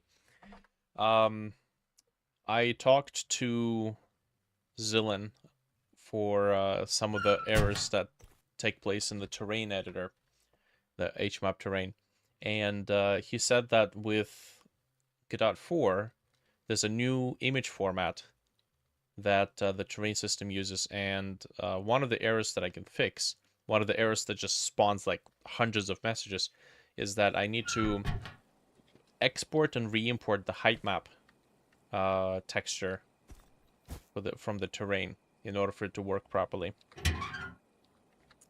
Okay. But he also said that he had programmed an update to make it do that for us.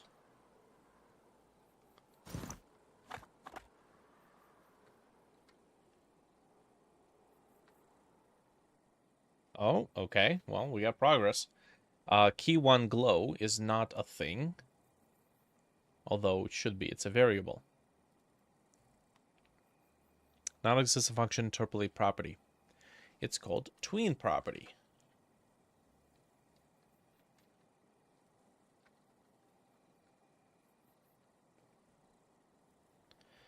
Replace all.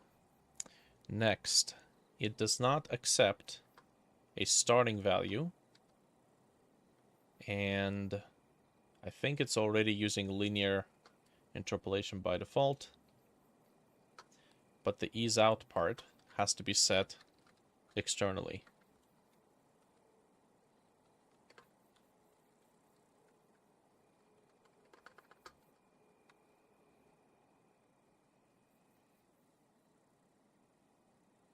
Okay, now what is this? Tween property. There's no tween here. That's not a thing anymore.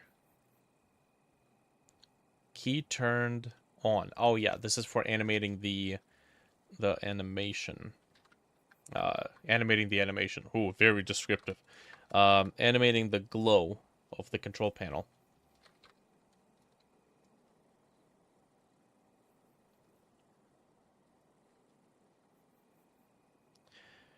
Sometimes I feel like I should just hire a narrator so he could look and observe at what I'm doing and then narrate it for me, and I could just turn my brain off and work.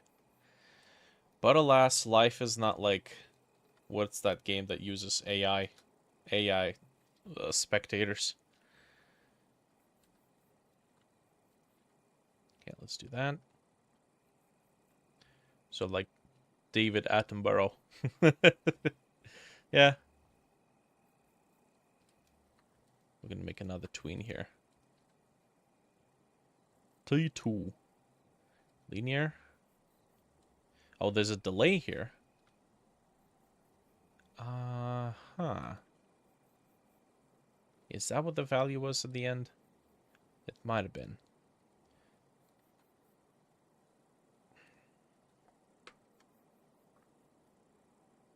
There's no starting value.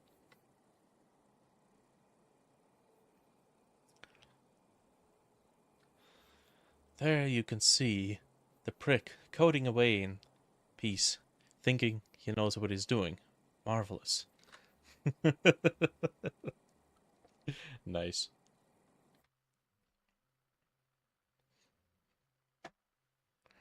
Primarily sustenance on coffee and despair. This young buck thinks he can outsmart the industry veterans. Little does he know.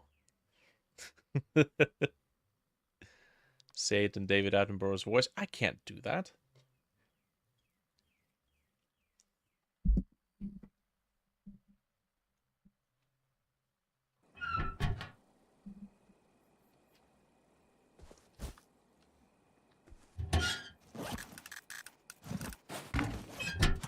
Boop, boop.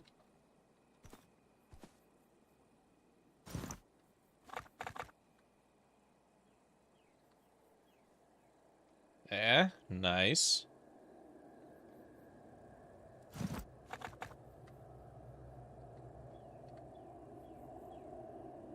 Okay, so authorize is on. Next up is hydraulics. Okay, hydraulics needs power.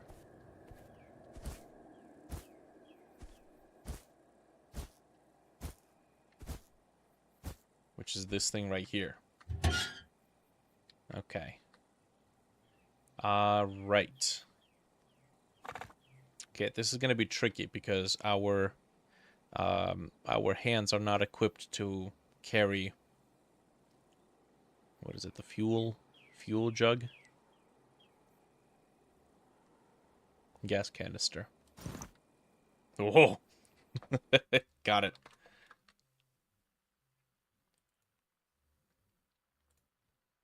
Okay. Gas canister. We need to tell it that there's one node that it needs to display here. And I suppose while we're here, we can just go into the player hands rig and then give it the gas canister takeout animation. Now, before we do that, let me double check. I need to make sure that the center, there we go, the center of the object is in the center. It does have scaling to 0.8. Gonna have to be careful with that. Okay. So, item props, import obj. Try to escape engine models. Items. Gas canister somewhere. Gas canister. There we go. Now, scale 0.8. We don't want this to be recorded. Okay. And then we're going to make it child of the hand.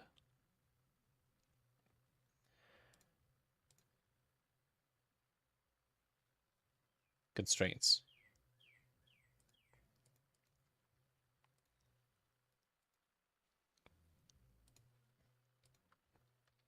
Item.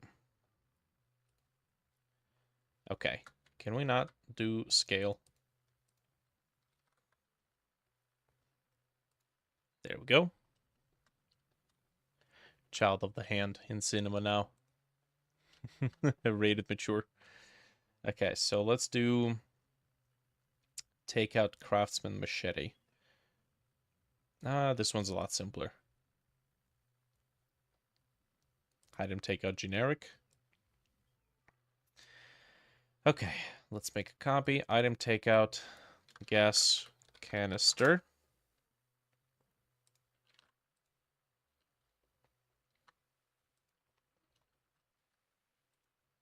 Dear God, this thing is huge.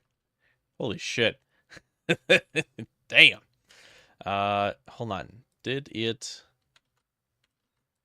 preserve the scaling? Nope, 0.8. I guess it is going to be a big boy.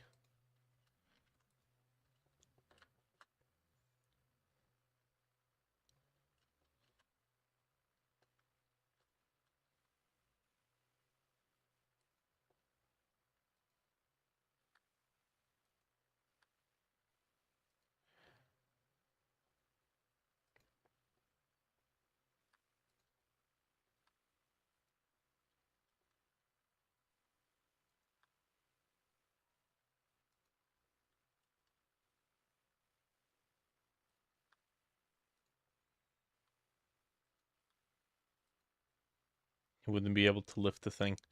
Yeah, I think that sounds about right. Okay, this is where having the item be a child of the hand is actually going to be a bit problematic. Child looks like an elephant trunk. Yes, that's the part of the elephant that I thought it looked like as well, for sure.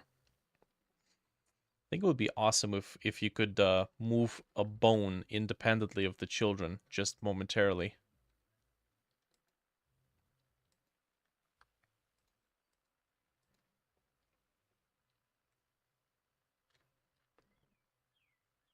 Hmm.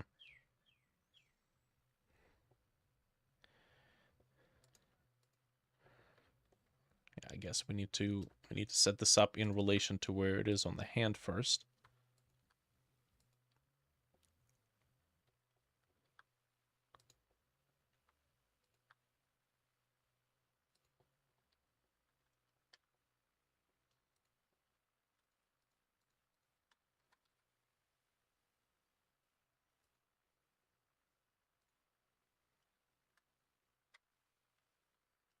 I'm gonna make it spin around the 3D cursor here.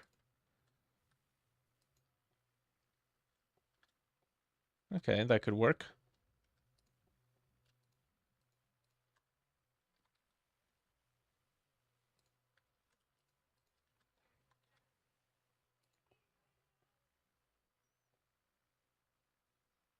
Sure, that works.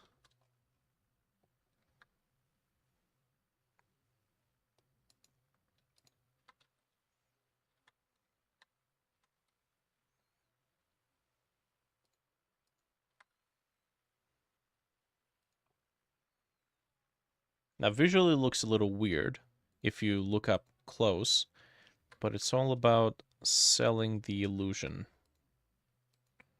So as long as it looks good from the player perspective, that should be good.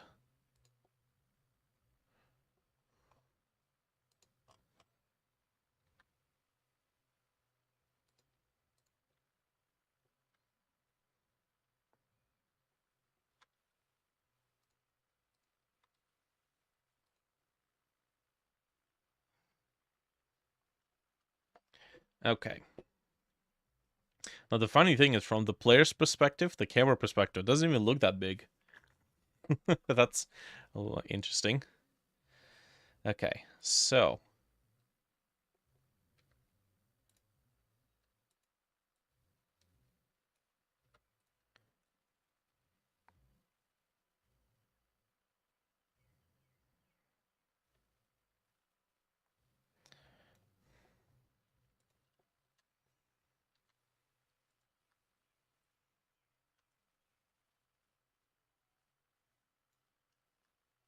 this needs to be more to the side.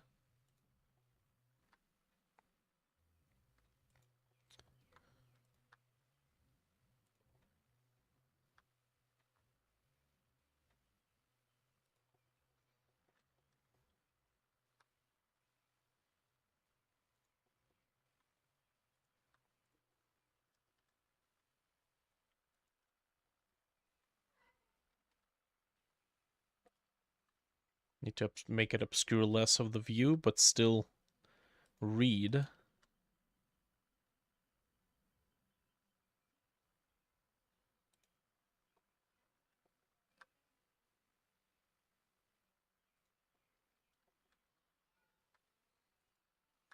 If only gamers knew the shenanigans that we that we employ to making things look right.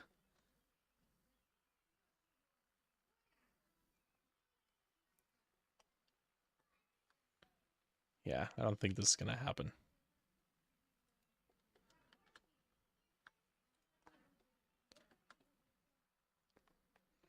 Maybe we should reduce it in size.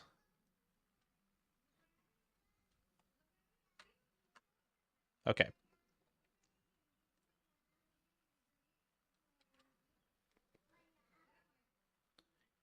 What guy am about? The guy am about dude in swamp. It good and scary.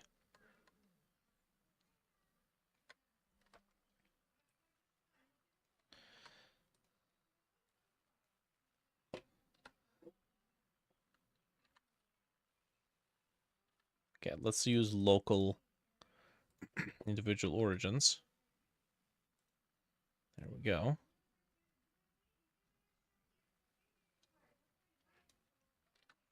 Okay. You can only imagine what kind of magic AAA studios have in the background that would make you go. I think it's the same tricks. Same old tricks.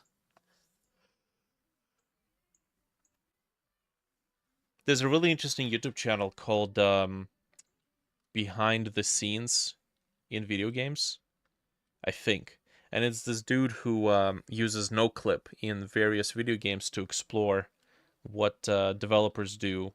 Like there was a video on God of War, and basically it's really interesting. If the character is not on the screen, they don't bother doing anything with the character. It just sits there blankly, even if it's like for a few seconds. So that kind of tells me even if they had like mocap data, they just don't use it at all. If the character's off the screen, and they do all sorts of like teleportation stuff with characters, getting them to various locations. Seen that about Portal, yeah, absolutely. I found it interesting that in the opening Portal sequence, as you go through the wake up sequences, the painting changes seasons. It's a really interesting touch.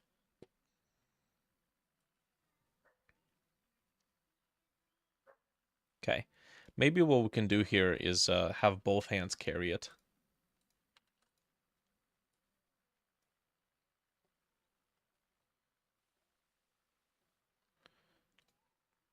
Right, so like something along the lines of moving this here.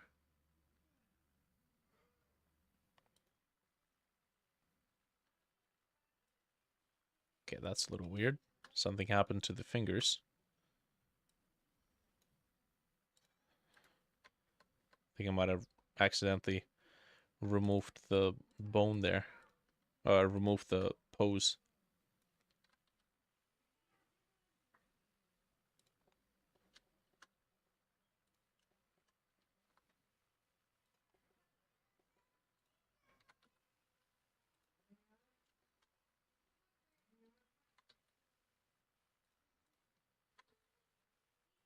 Okay. And now let's take a look at this guy.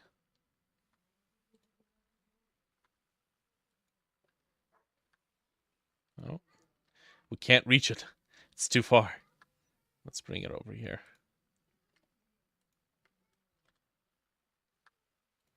I'm gonna have to figure out what to do with the running animation. Because the running animation, especially when we sprint, if we're holding an item, it tends to go a little wonky woo. If we're holding something like this, the running animation would have to do something to accommodate.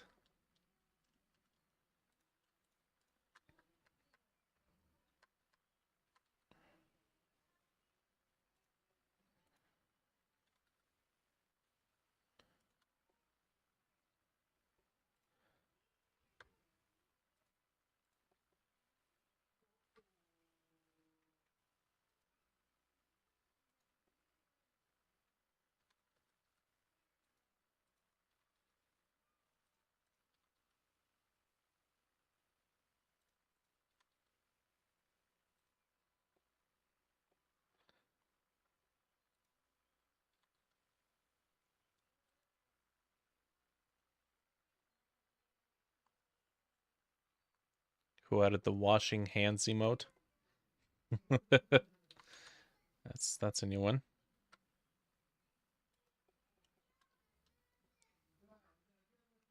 Okay, there we go.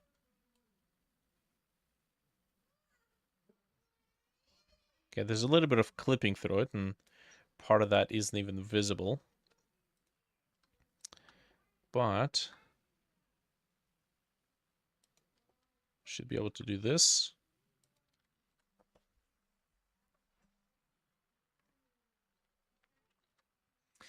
Cool. Get this exported without the canister. Export GLTF. Engine models. Player. Hands rig. Yes. This has to be Godot.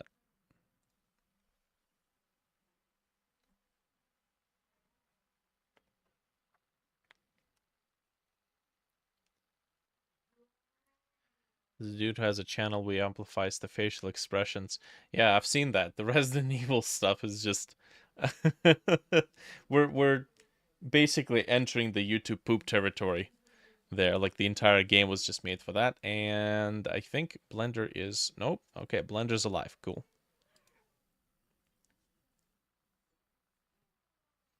Like the title of life. That's why I clicked. There you go.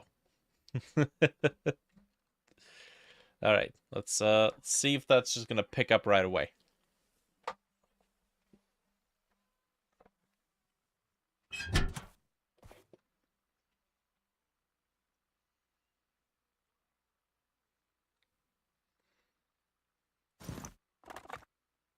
Yes. Okay. That is looking good. It's not bad. Again, I'm gonna have to figure out what to do with the walk cycle. I dread it, but I may or may not have to make a custom walk cycle for every item I'm holding. Maybe. To be honest, that would be the easy thing to do.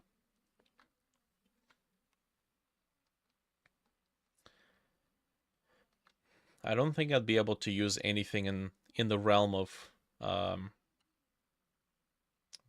blending, tree blending, because, like, well, look, both hands are on the right side of the screen right now. Maybe I can have the camera move around a little bit. Like, if I start running, this is just breaks entirely. So, yeah.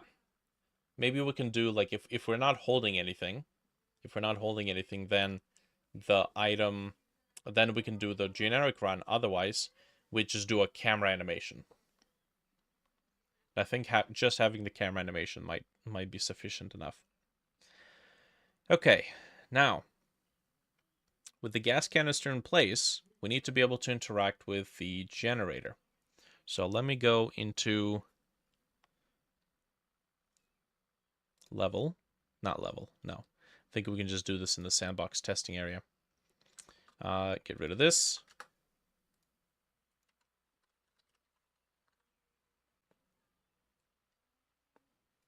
Okay, truck engine generator. Plug it down. Turn it around. Might as well put a gas canister in here. Amount is... What is the amount? Doesn't have an amount. Okay. I'm going to have to go into the master node. Find the gas canister, give it amount of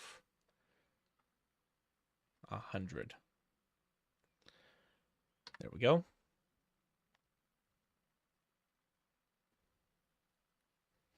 The developer has attracted a group of feral butt connoisseurs. What have I done? Alright, so let's take this out.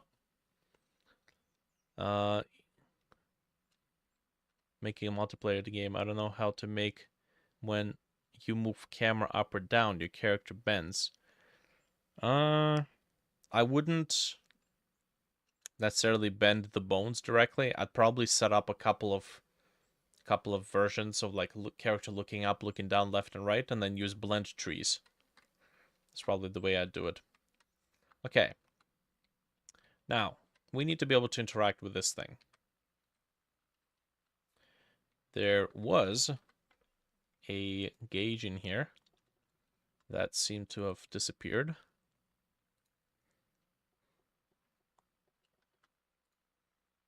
Fuel indicator. Okay. Fuel indicator base. Fuel indicator glass. By the way, that whole thing with bending is something I'm gonna have to do with the security guard in the VR project. Fuel indicator base. Nice. There we go. Just modifying the bones transforms, but can't remember exactly how I did it. Well, yeah, like you can execute bone transforms on characters, but then, you know, it's like your character just goes, you know, Exorcist Force style. It's got that chiropractor deluxe package. You didn't need that vertebrae, did you? Okay. So, I need to be able to interact with this thing.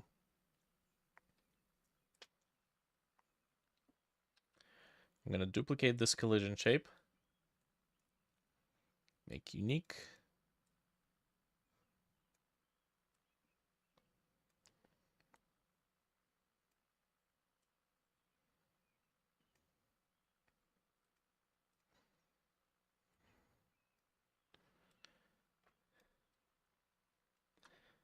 Mm-hmm.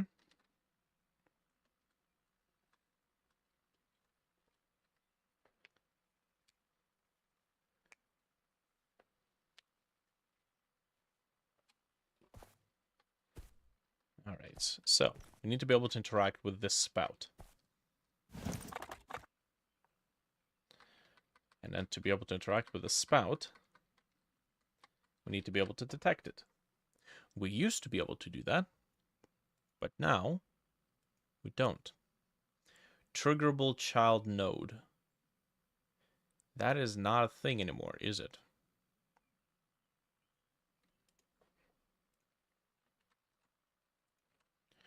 Take a look at the player code.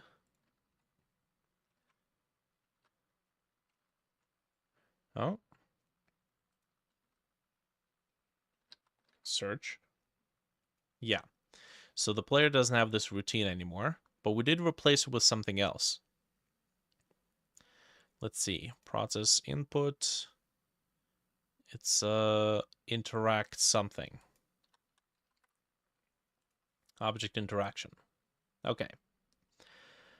If the collider is in the group priable group, rigid interactable, interactable child node. This is the one.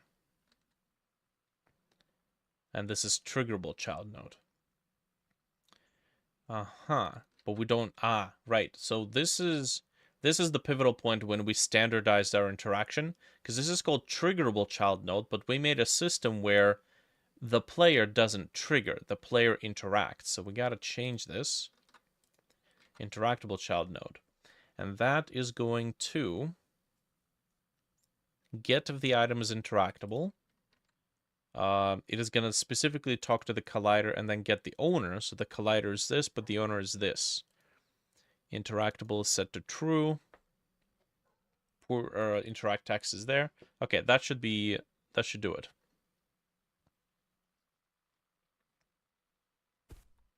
His spline was stretching to the ground when looking up or down. Maybe the transform point is in a different location. Okay, there we go. Poor guess. Okay, so that didn't change anything, but it did technically try to work. Ugh. It's okay. Do we have a button to drop the held item? We do not. Might be a good idea to add one. Nice. Gonna have to fix that. Okay. That is doing literally nothing.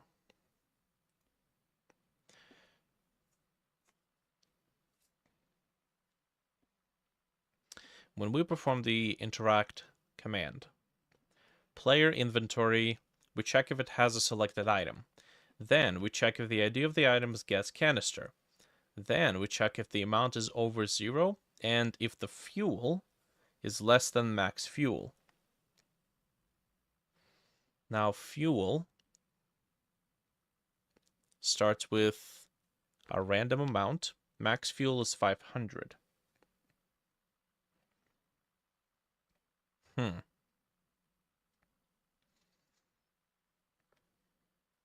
Okay.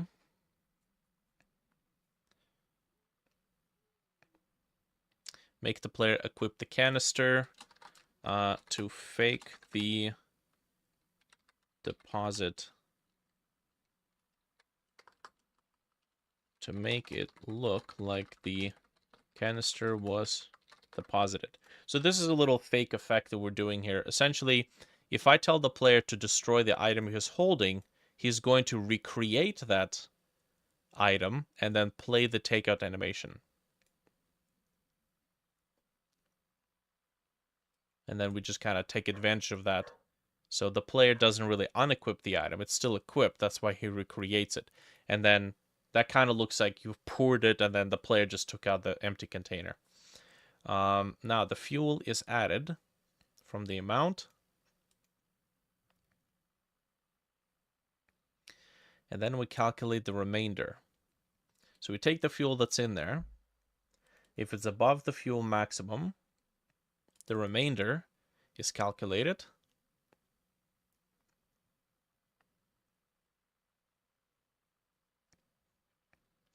This is not correct. If the fuel is larger than max fuel, which is 500, that means if we take 500 and let's say subtract 512, that means 500 minus 512 means negative 512. And then we subtract a negative, that becomes a positive, so we just add even more to it. So we're going to take the fuel, subtract the maximum fuel, we get the remainder. We subtract the remainder from the fuel, and the remainder goes back into the canister. Okay. If the fuel requirement has been reached, unlock the switch. That's cool. The only problem is that it doesn't display it correctly. Flywheel speed.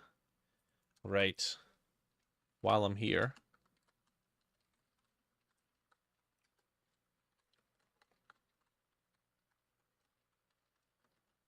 I saw somebody on Twitter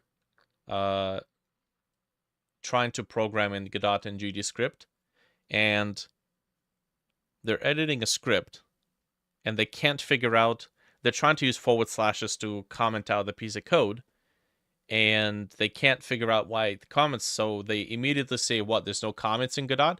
There's literally a line of code above that has a comment on it that comes with a default script, and then quite literally their next message is, this is why C# is better. No, like, that's typical C# peasant behavior. Tries to do something, it doesn't work the same way as C#, immediately starts saying C# is better.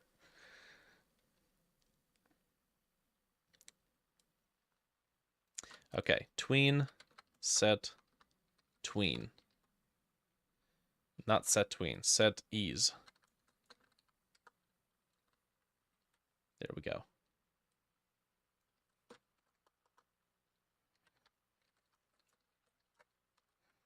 And then this is for the interpolation. Also, this whole thing is not interpolate property. It's for tween property. Self, that's the flywheel speed from the current value to this maximum value over the course of 5 seconds.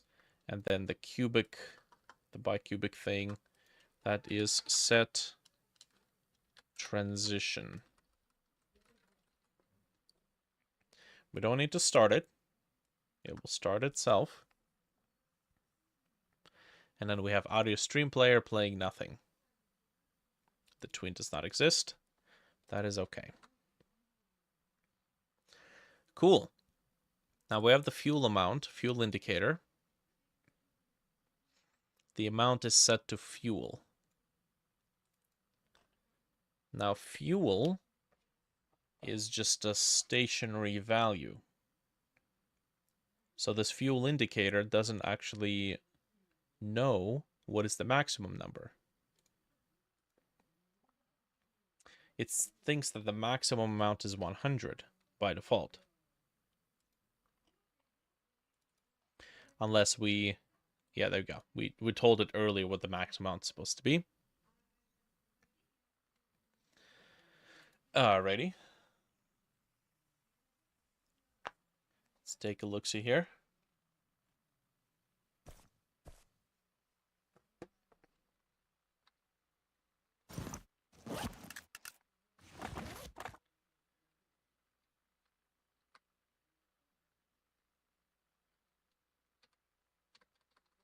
Right, okay, so that doesn't seem like it changed at all.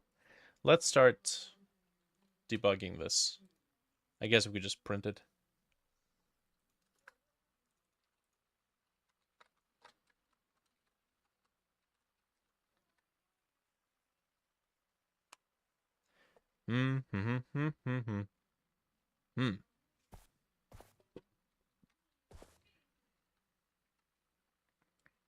Okay, fuel is 17 or 7.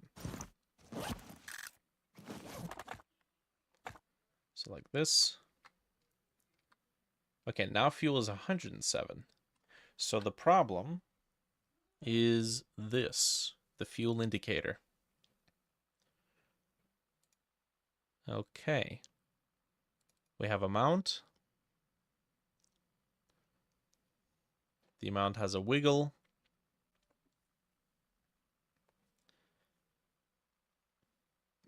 It has a glow. If the amount is above 0, it starts glowing. And then we have the needle angle, which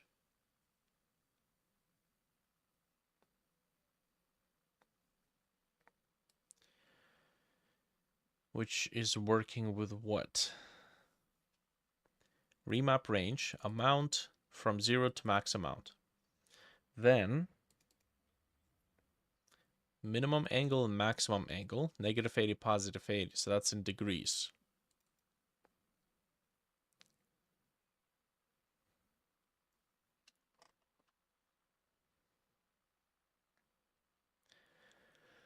Okay, so is the axis maybe messed up?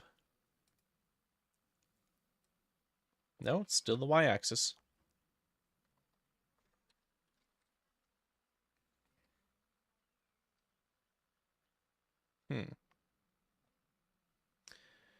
All right. Let's get a label. Let's use it for testing.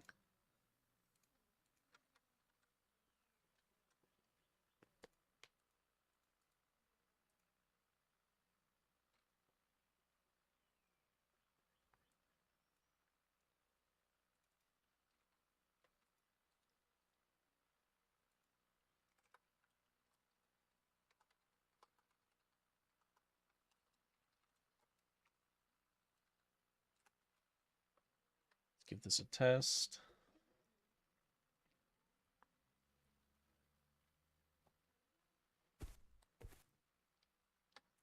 Four.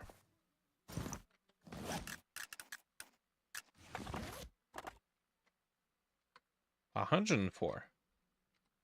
What the shit? Okay. Maybe we're just overshooting it. Let's see. Master node. Let's set the current amount to 30, or let's go 40. That was weird.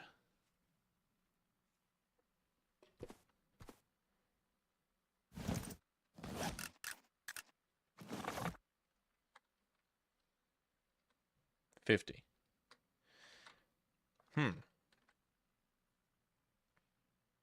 So the indicator does know that it has been updated. It's just the rotation doesn't seem to take anything, any fold, any work. Needle angle could possibly not be calculated correctly. So let's try label 3D text plus equals A for angle.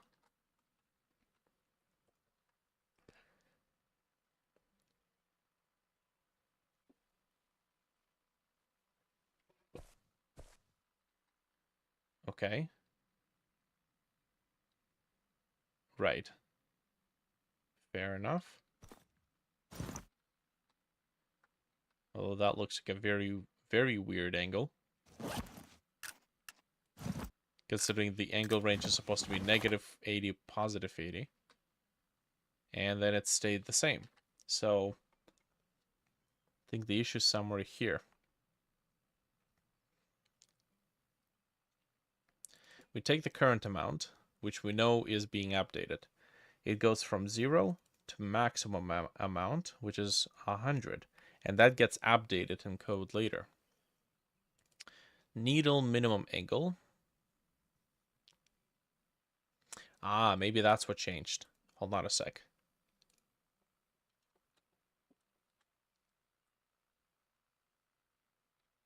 $137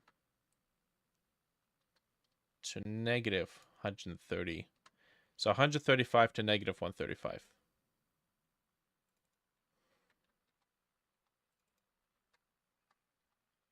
How that works, I got no idea.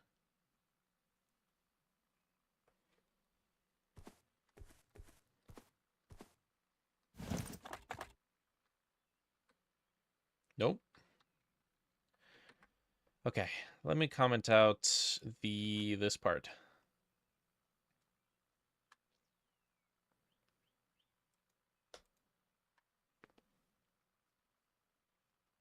It does have the wiggle amount in it still.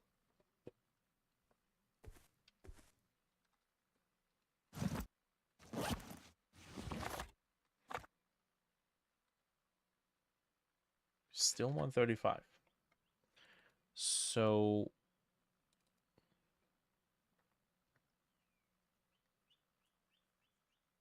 we're ignoring wiggle amount. That's fine.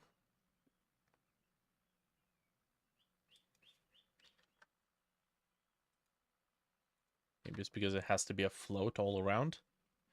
Every single value has to be a float.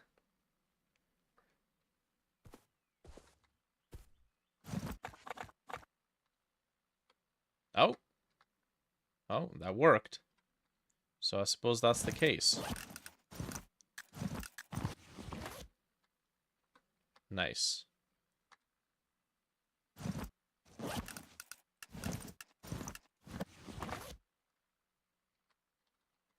So the needle's moving. It's not glowing, but it is moving.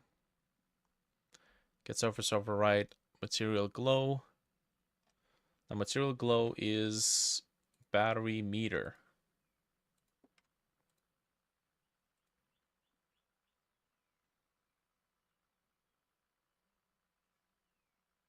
Which doesn't make a lot of sense.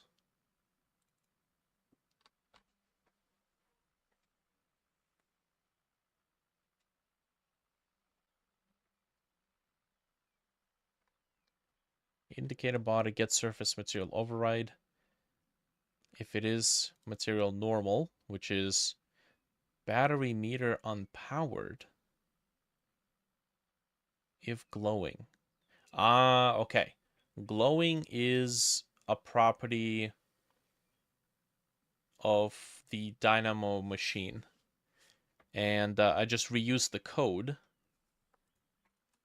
in both the fuel indicator and dynamo machine because it's the same. So I figured why code the same thing twice? The only thing that's different is the dynamo machine can start glowing when you plug the battery in. Okay, because these indicators could be plugged into anything. So I'm going to leave a note here. This script is used by both fuel indicator and dynamo battery meter. Only use this property on dynamo meter. Cool. All right, so that works. What's next? Well, next I wanted to switch this thing here to act as a rigid switch because we already have like two other switches that look like this. So when the player looks at this thing, I think they'll immediately think, "Oh yeah, I know how to interact with this." So let's go ahead and switch this thing to be a rigid flip switch.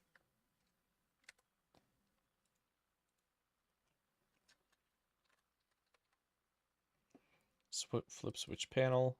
Yes. I'm just going to copy this code, which if we just copy this code, shouldn't we just use it? Technically, yes.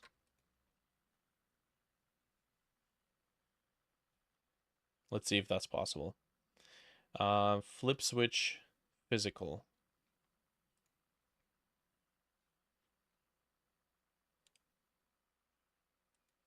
Detach script. Attach script.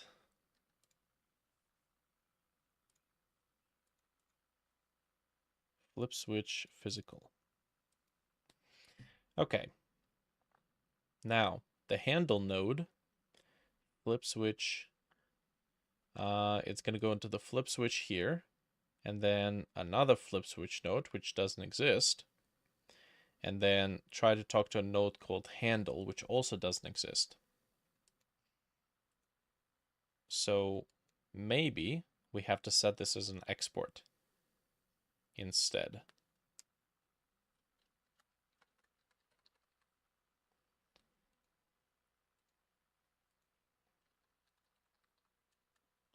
It's going to be a node 3D node.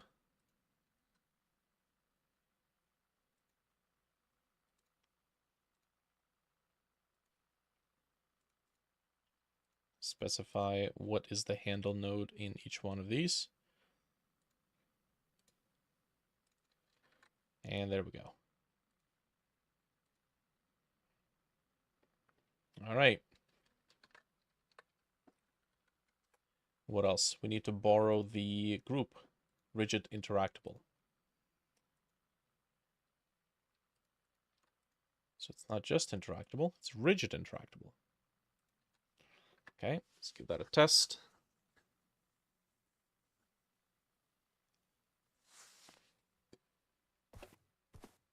Nice.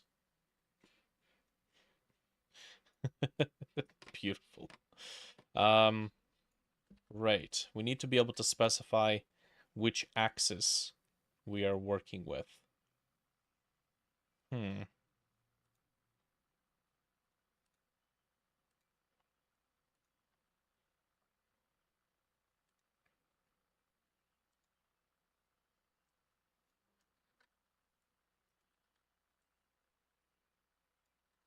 Which is all the more reason why maybe we should just copy the code.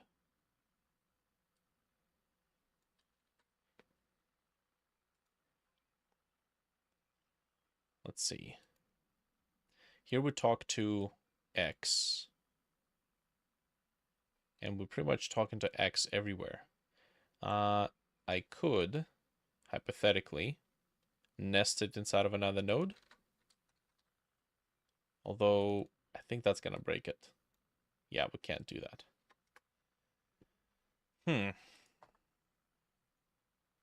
Let me double... No, there's no point in double checking because... Oh, you know what? It's because this whole switch is facing the wrong orientation. Because, again, this was before we learned about the proper orientation of objects. So let's take a look here. So we've got interactive props, flip switch.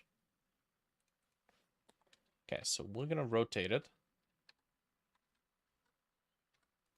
I believe like this, rotation, scale, and then we can export.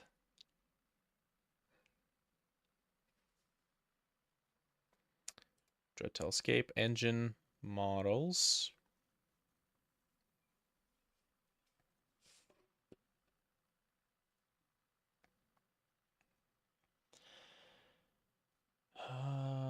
Interactive props.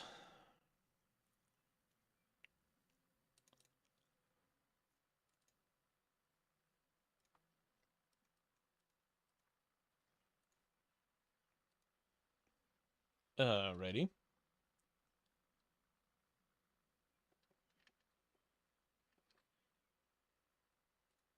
There we go. So now, should technically work. So, well, or we crash. Yes, that's also an option.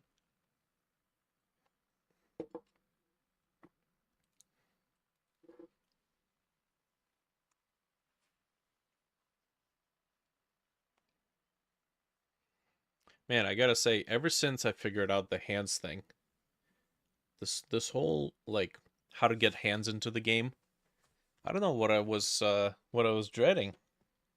It's every game up until this point I've been avoiding it. It's like, it's okay. You don't need to have hands in your game. But tread through the difficult path once, figure it out, and then it doesn't seem so bad. To the point where all this concept art stuff that I'm putting together for Angular to see if I can find financing for it, definitely gonna have to have a demo. Definitely gonna have to have a demo. So what I figured I can do is take all the props I've made so far, and then just do a vertical slice. Just create a new project, create a vertical slice for that project in Godot 4, and try to make it as polished and well looking as possible. Which is the reason why I wasn't really doing RTag Rise yesterday. No stream. I wanted to set up something really real quick. And yeah, within like the first 3 hours, I got hands rig, got the whole animation. I wanted to make it so that when the player spawns in the game, if it's a demo, it looks nice right away. First impressions and all. So I make the player get up from the ground when the game starts. Like whenever you load the game, instead of just fading into it, I make the player get up from the ground, and it looks pretty good. I have to remake the hands, but it definitely looks a lot more interesting than just like fade from black into view. Which I'm gonna try showing that. Okay, so that almost works. It's just the angle is not quite right. It's horizontal. Oh, I know why. I guess we're gonna have to release it this way.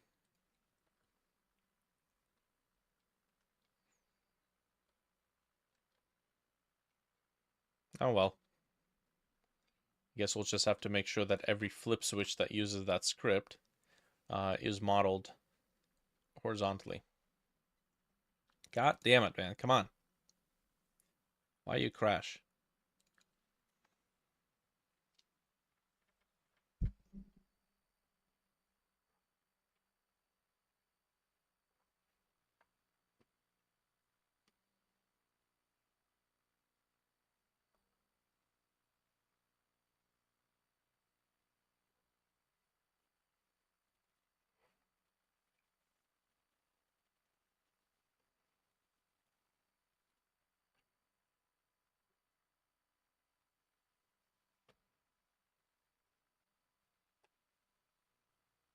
Okay.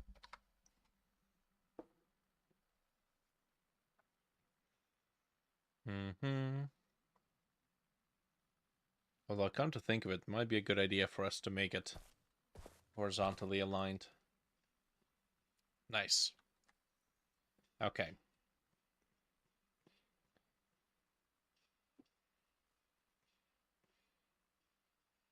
I'll have to test it with a regular mouse because I'm using the trackball mouse here. So I could just spin the ball.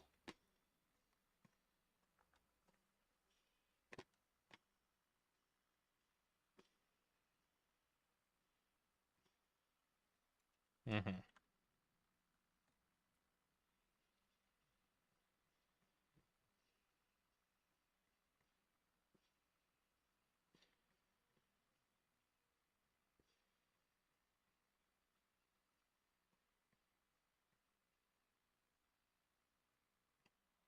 Okay. Now, before it's powered, we need to make it so that the flip switch could be off. So let's do var locked. It's going to be an export variable. And then the flip switch in the truck generator is going to start locked. And as we are pulling it, this is where we clamp it. So when the flip switch is up, it is -90. So we're going to say -60 is what it's going to be clamped to. So we're going to do 90 if not locked, else -60. So the player won't be able to pull it any further. Okay. That's good. Let's give that a try. And of course, locked is false by default, so that shouldn't break the other one. Yeah, there we go.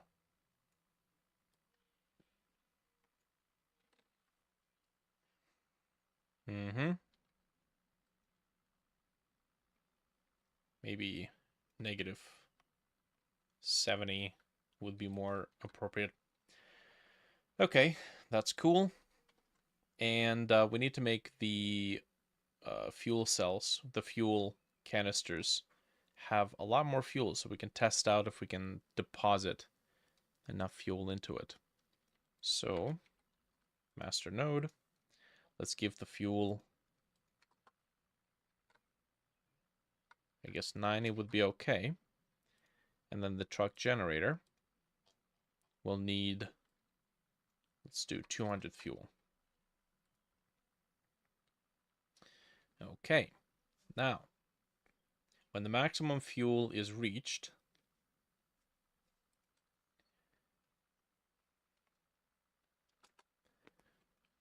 unlock the flip switch.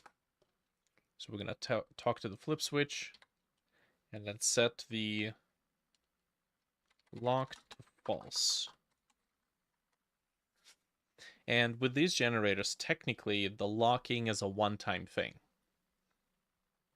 Once you pour in the fuel and it's unlocked, that's all you really got to do. Okay.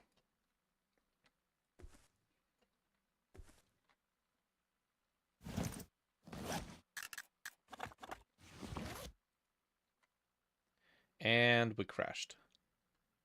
Valid get criteria met. The shit is this? If the fuel requirement has been reached, unlock the switch's ability to flip.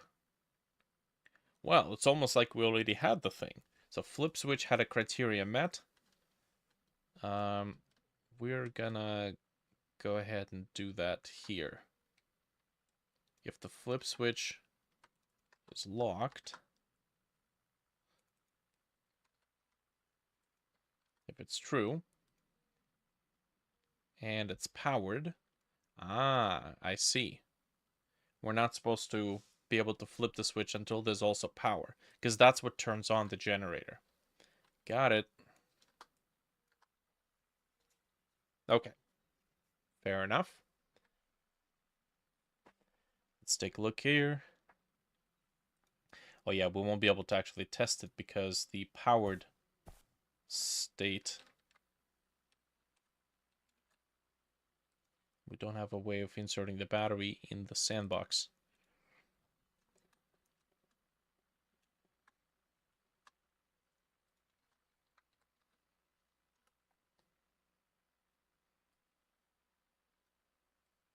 Why is this thing at an angle? Oh, that's because the generator's at an angle. All right. Okay.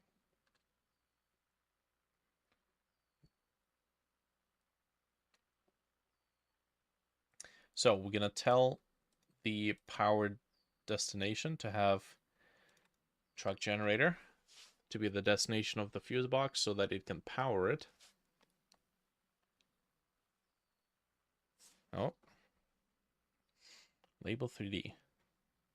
Evaluate index text on base null instance with value of type string. Label 3D does not exist on battery meter. Right, makes sense.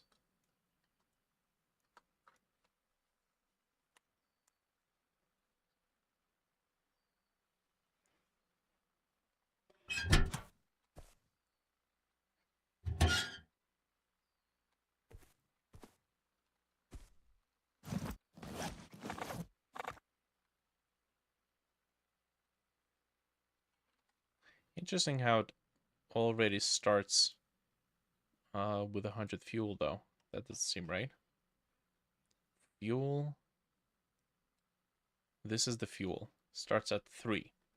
Max fuel is 200. So where the hell is it getting all that fuel from? It's not.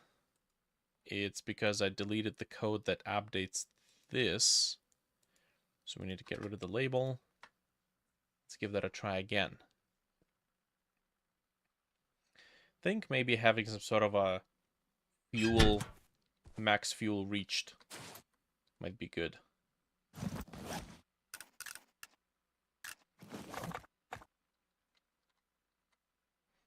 Okay, that's one.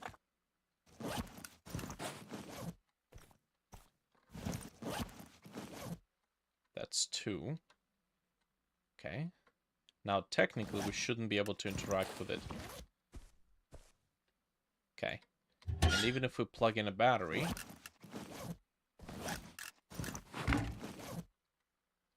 we should be able to, because we are missing the last little bit of fuel.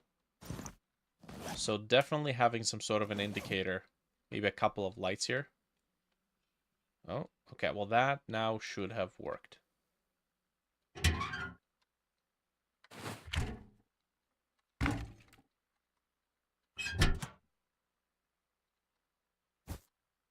Interesting. I do see the needle at the max there. So this has max fuel. But it didn't flip the switch. Okay, so let's figure this out real quick, hopefully. Let's take a look at the code.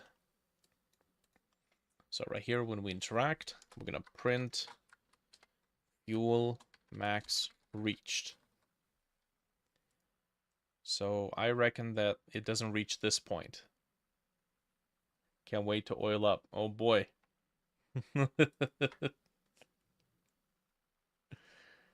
That's there you go.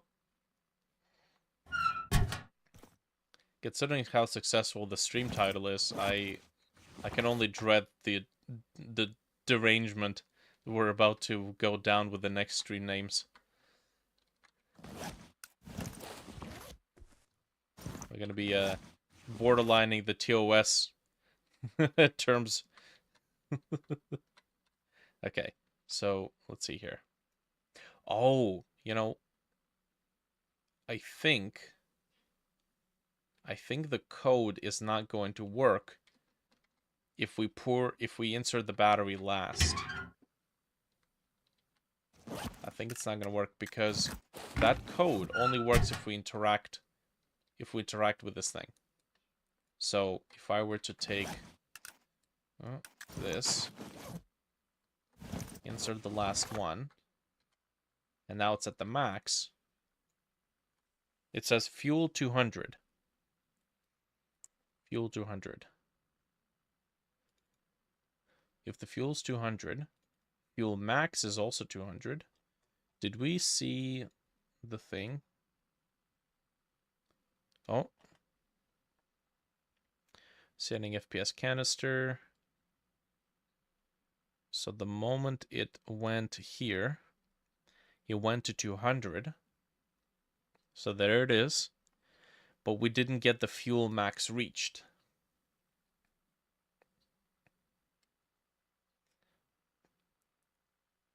Okay, so something is up in here. Powered. Okay, is it powered? Let's print. Let's print if the flip switch is locked. We're also going to print S. Fuel max, and whether or not the whole thing is powered.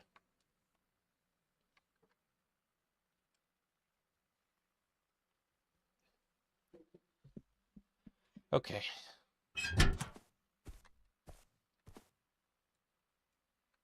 So we're going to start with the first one. Okay, I may want to not print the fuel amount all the time. Okay.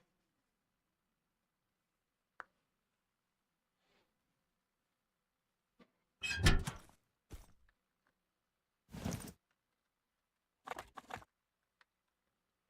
that's one.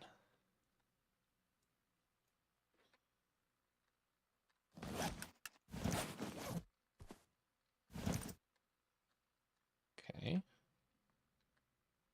That's two. Now it says true, which is locked. Fuel 191, 200, and it's false. It's not powered. Okay, let's pop in a battery. So now it should be powered. So we'll put this away. And so true means it's locked. 200 means current fuel. 200 is the max fuel, and true means it's powered. So that should be flippable now. What the heck? Okay. What's oiled butt simulator? It's clickbait funnel. Welcome to the scam. Okay. What do we got here? So we interact. Okay. We do pass this, I believe, because we did have this print. Okay. So locked has to be true. Oh, but here we check if it's not locked. Dang it. The exclamation point tripped us up. What should be the title for the next time? Ooh, I don't know. Something's gonna be we're gonna get shadow banned. We're gonna ride this train right into the ground.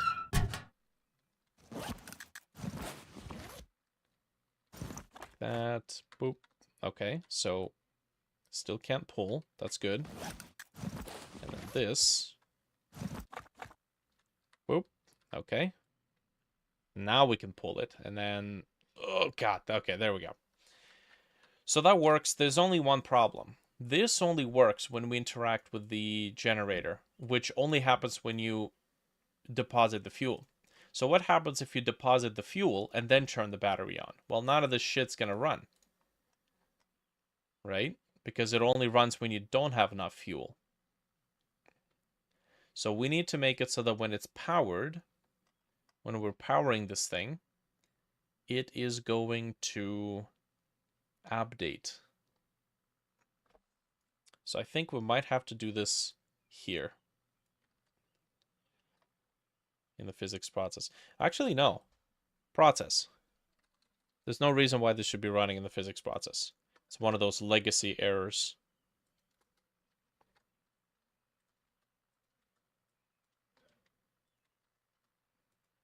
Mm-hmm. Okay. And this should only run once. That should be good.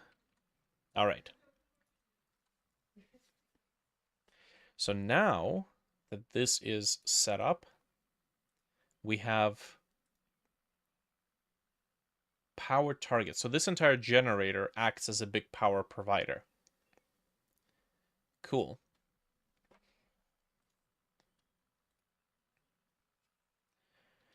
All right. This may take a little while to test, but if we go back to the level, as long as the generator power targets are still intact.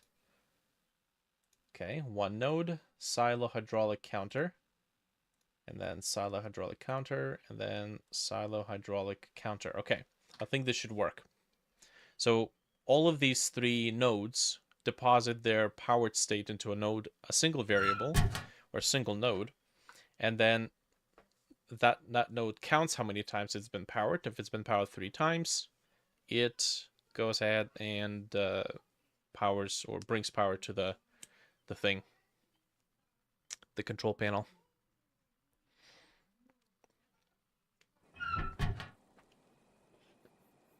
Okay. So let's start with this. We're probably gonna have to adjust the drain as well.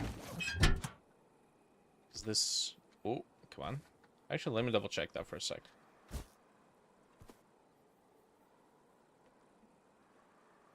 I don't see where the needle is at. That's because I think that the power indicator needle is also broken. Let's see. Here's the needle. Goes from 80 to negative 80. And then here... Aha, we adjusted it here. So from 80 to negative 80. Got it. Maybe we should have just adjusted it on the other end. The battery door flipping the switch. Yeah, I mean, it's not supposed to be in the generator. It's a separate object, so it's just there for the sandbox testing.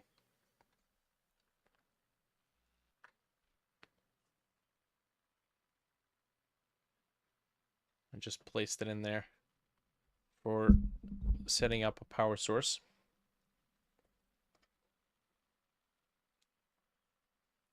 Man, I want to get myself a motorcycle. One of those, like, 80s abandoned projects.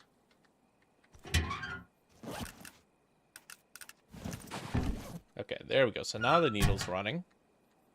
And if we take a look at the drainage, that's actually pretty decent. That's good.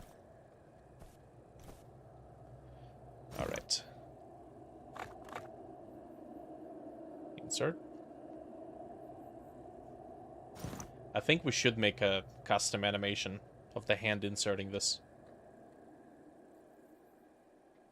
Okay, so authorize is enabled. Good. I think there's supposed to be a delay in the turn on. Oh, beautiful. Yoink, that's mine now. Nobody's turning this bitch. What the hell? Silent control panel. Red button pressed finished. Ah, and here lies the problem with the new tween system. There is no tween, so you can't check if it's active. We have to store it. Man. God damn it.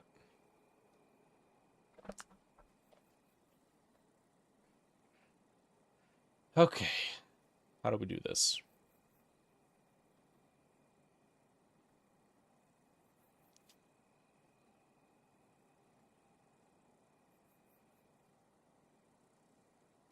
Which tween are we asking?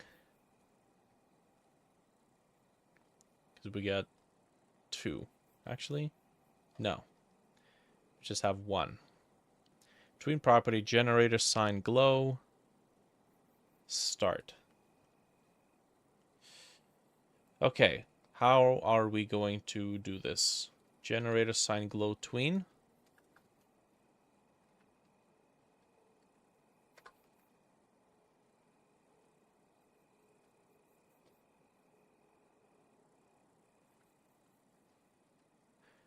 Okay, so we're going to go here.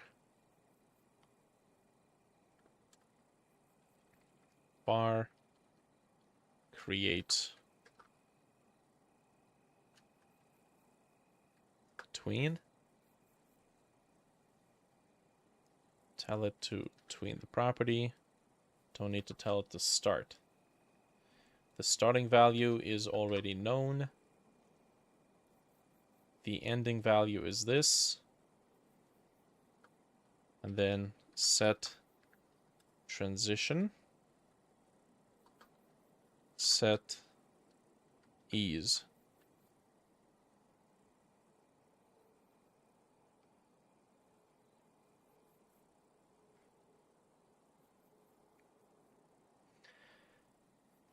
Okay, so now, hypothetically, if we tell the variable to contain a tween, create tween creates a tween type class. So we're gonna do tween.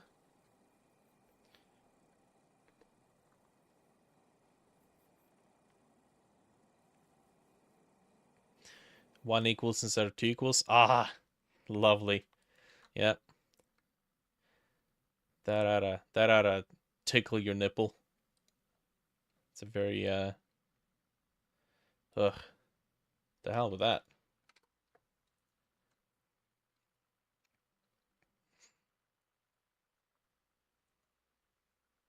Although that's weird. If you have an if statement with a single equal sign, then it would complain unexpected assignment.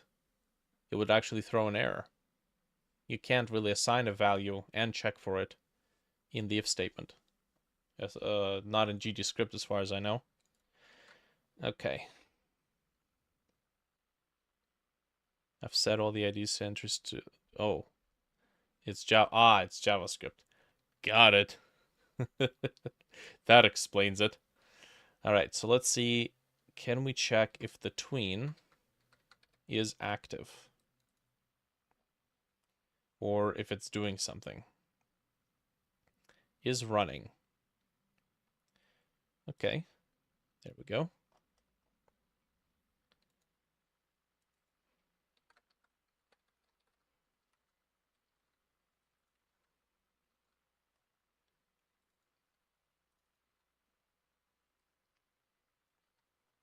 And then another place is right here.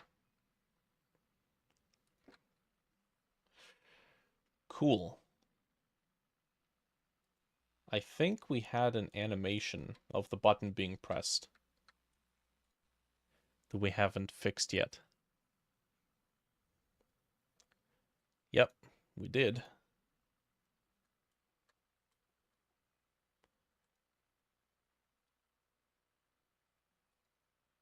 What the heck?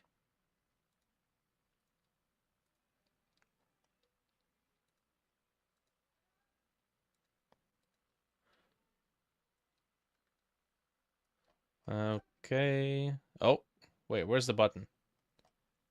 Come back. Button. Oh. Okay. Oh, whoops, the button. We left it behind.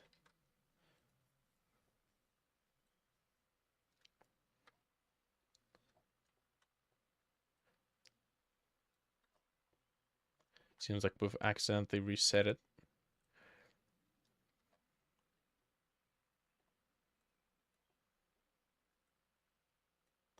I'm not sure what's happening with the textures here. I definitely need to retexture this.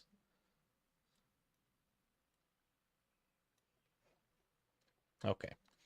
So let's what the shit? Where are you going? You asshat. Okay. Let's get rid of this. New reset.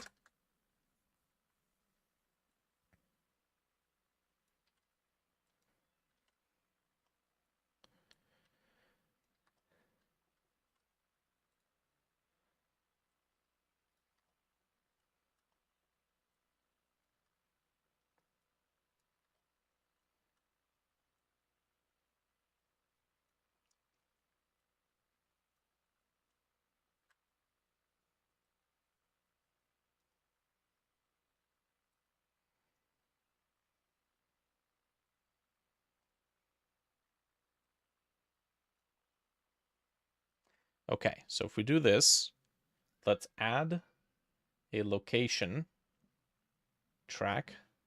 I guess basic curves are okay.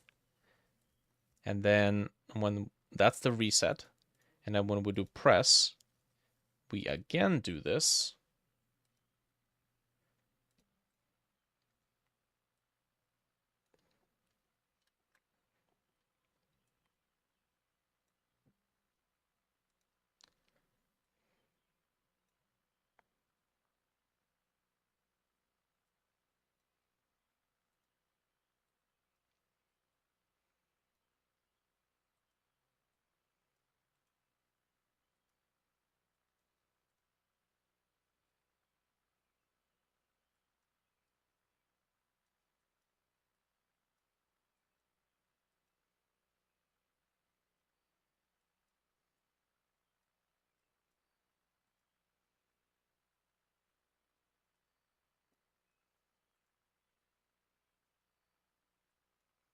Mm-hmm.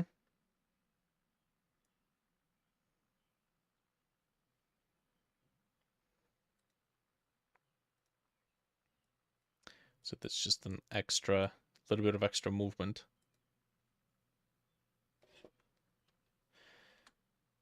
Okay, and that's going to be all of 1.5 seconds long. Cool. All right. Let's give it a test.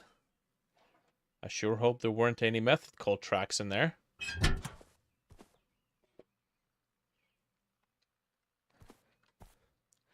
You love it when big black men oil up. Oh boy. Steven, what have you done? What sort of unsavory characters have you attracted? Finally, someone. Okay, we're not supposed to be here. We're supposed to go to the level.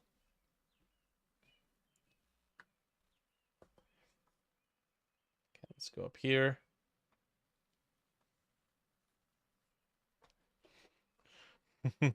Oh boy, Steven, we've opened the Pandora's box, and I'm afraid we cannot close it anymore.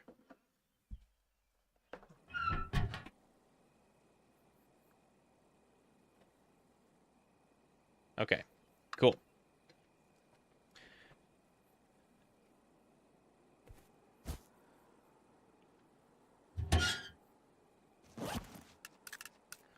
Let's get this.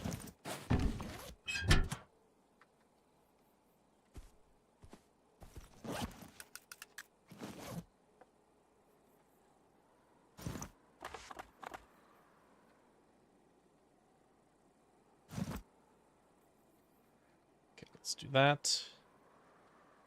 Press. And it crashes. Cannot call method is running on a null value. but it isn't null. It contains the tween. Generator sign glow.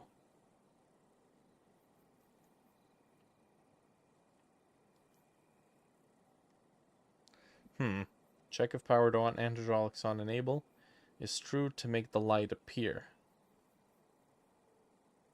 Okay, but is that just going to be running over and over? Let's move on for the jiggly next one. Got it. Okay.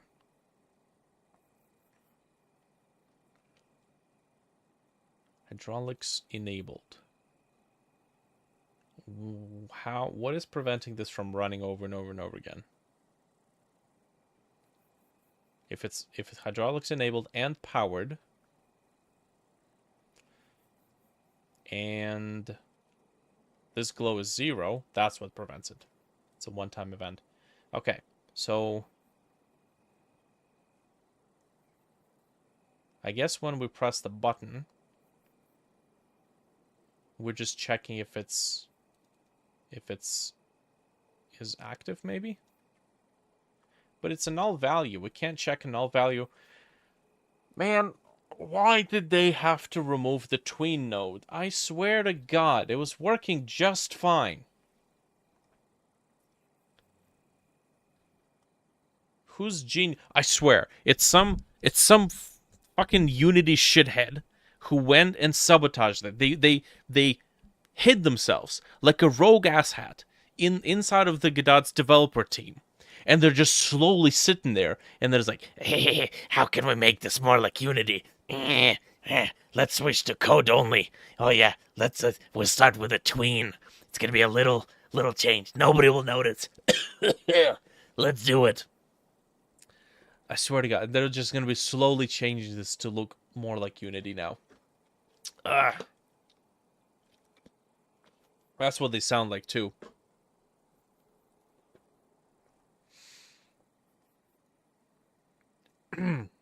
Okay. So how do we check if a tween that did exist but no longer does exist is active? Do we have to check if it's null?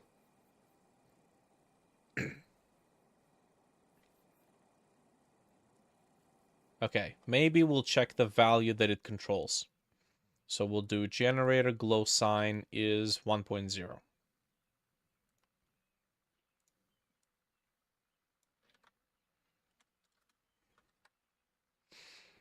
Okay, and then we have another place here. Okay, so this is where the standby gets enabled.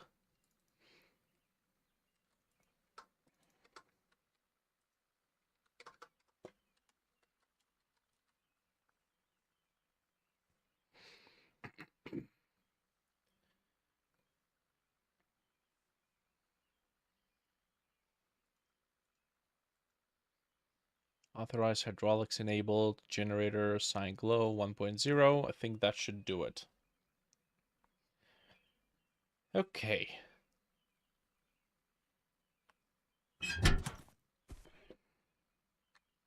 Wrong scene.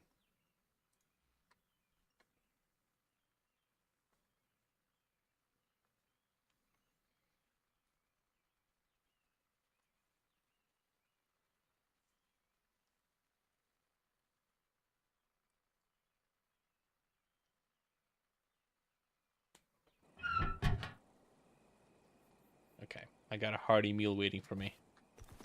So, I'm gonna wrap this up real quick. That's 1. That's 2. The buggy nature of Animation Player when you're like enabling stuff, I'm gonna have to deal with that.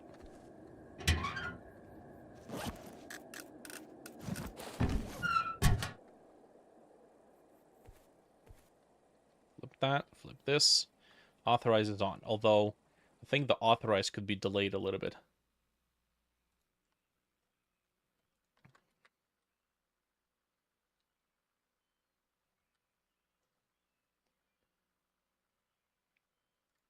Set delay by 1 second.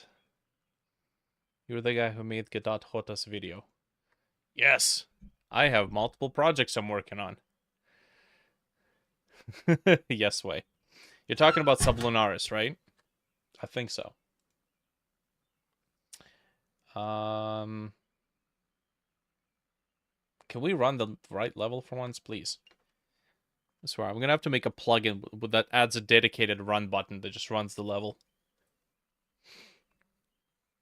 Set up between callback for when it's done too. Yep, that's actually probably a much smarter way to do it. I think this was before I even realized you can do tween callbacks. So, you know, if it ain't broke, don't fix it.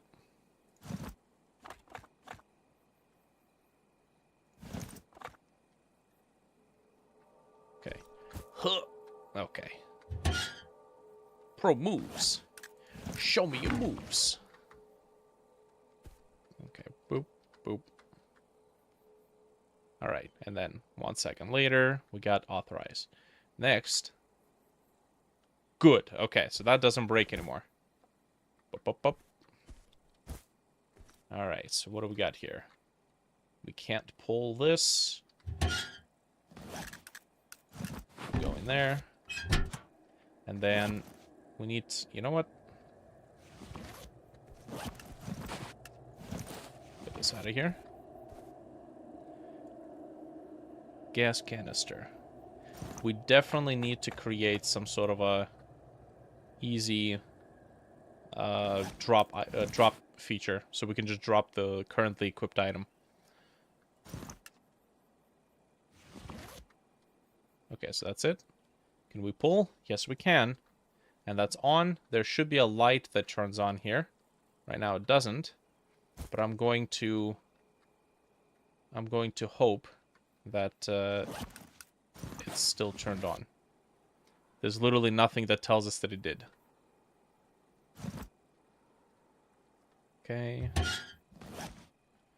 Let's... I think I could just spawn a battery right into it. Hold on. Nice. Perfect. Oh, let's not forget to pull it. There we go.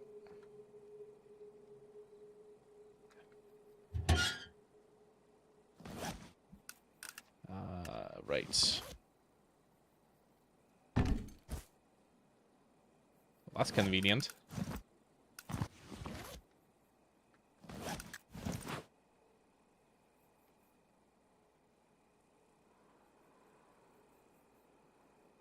My god, this is gonna take a long-ass time to test. Gas? Well, yeah, I forgot where it is. There we go.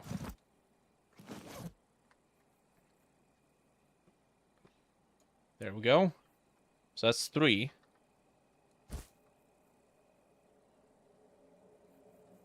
And hydraulics is not on. Damn it! Yeah, okay.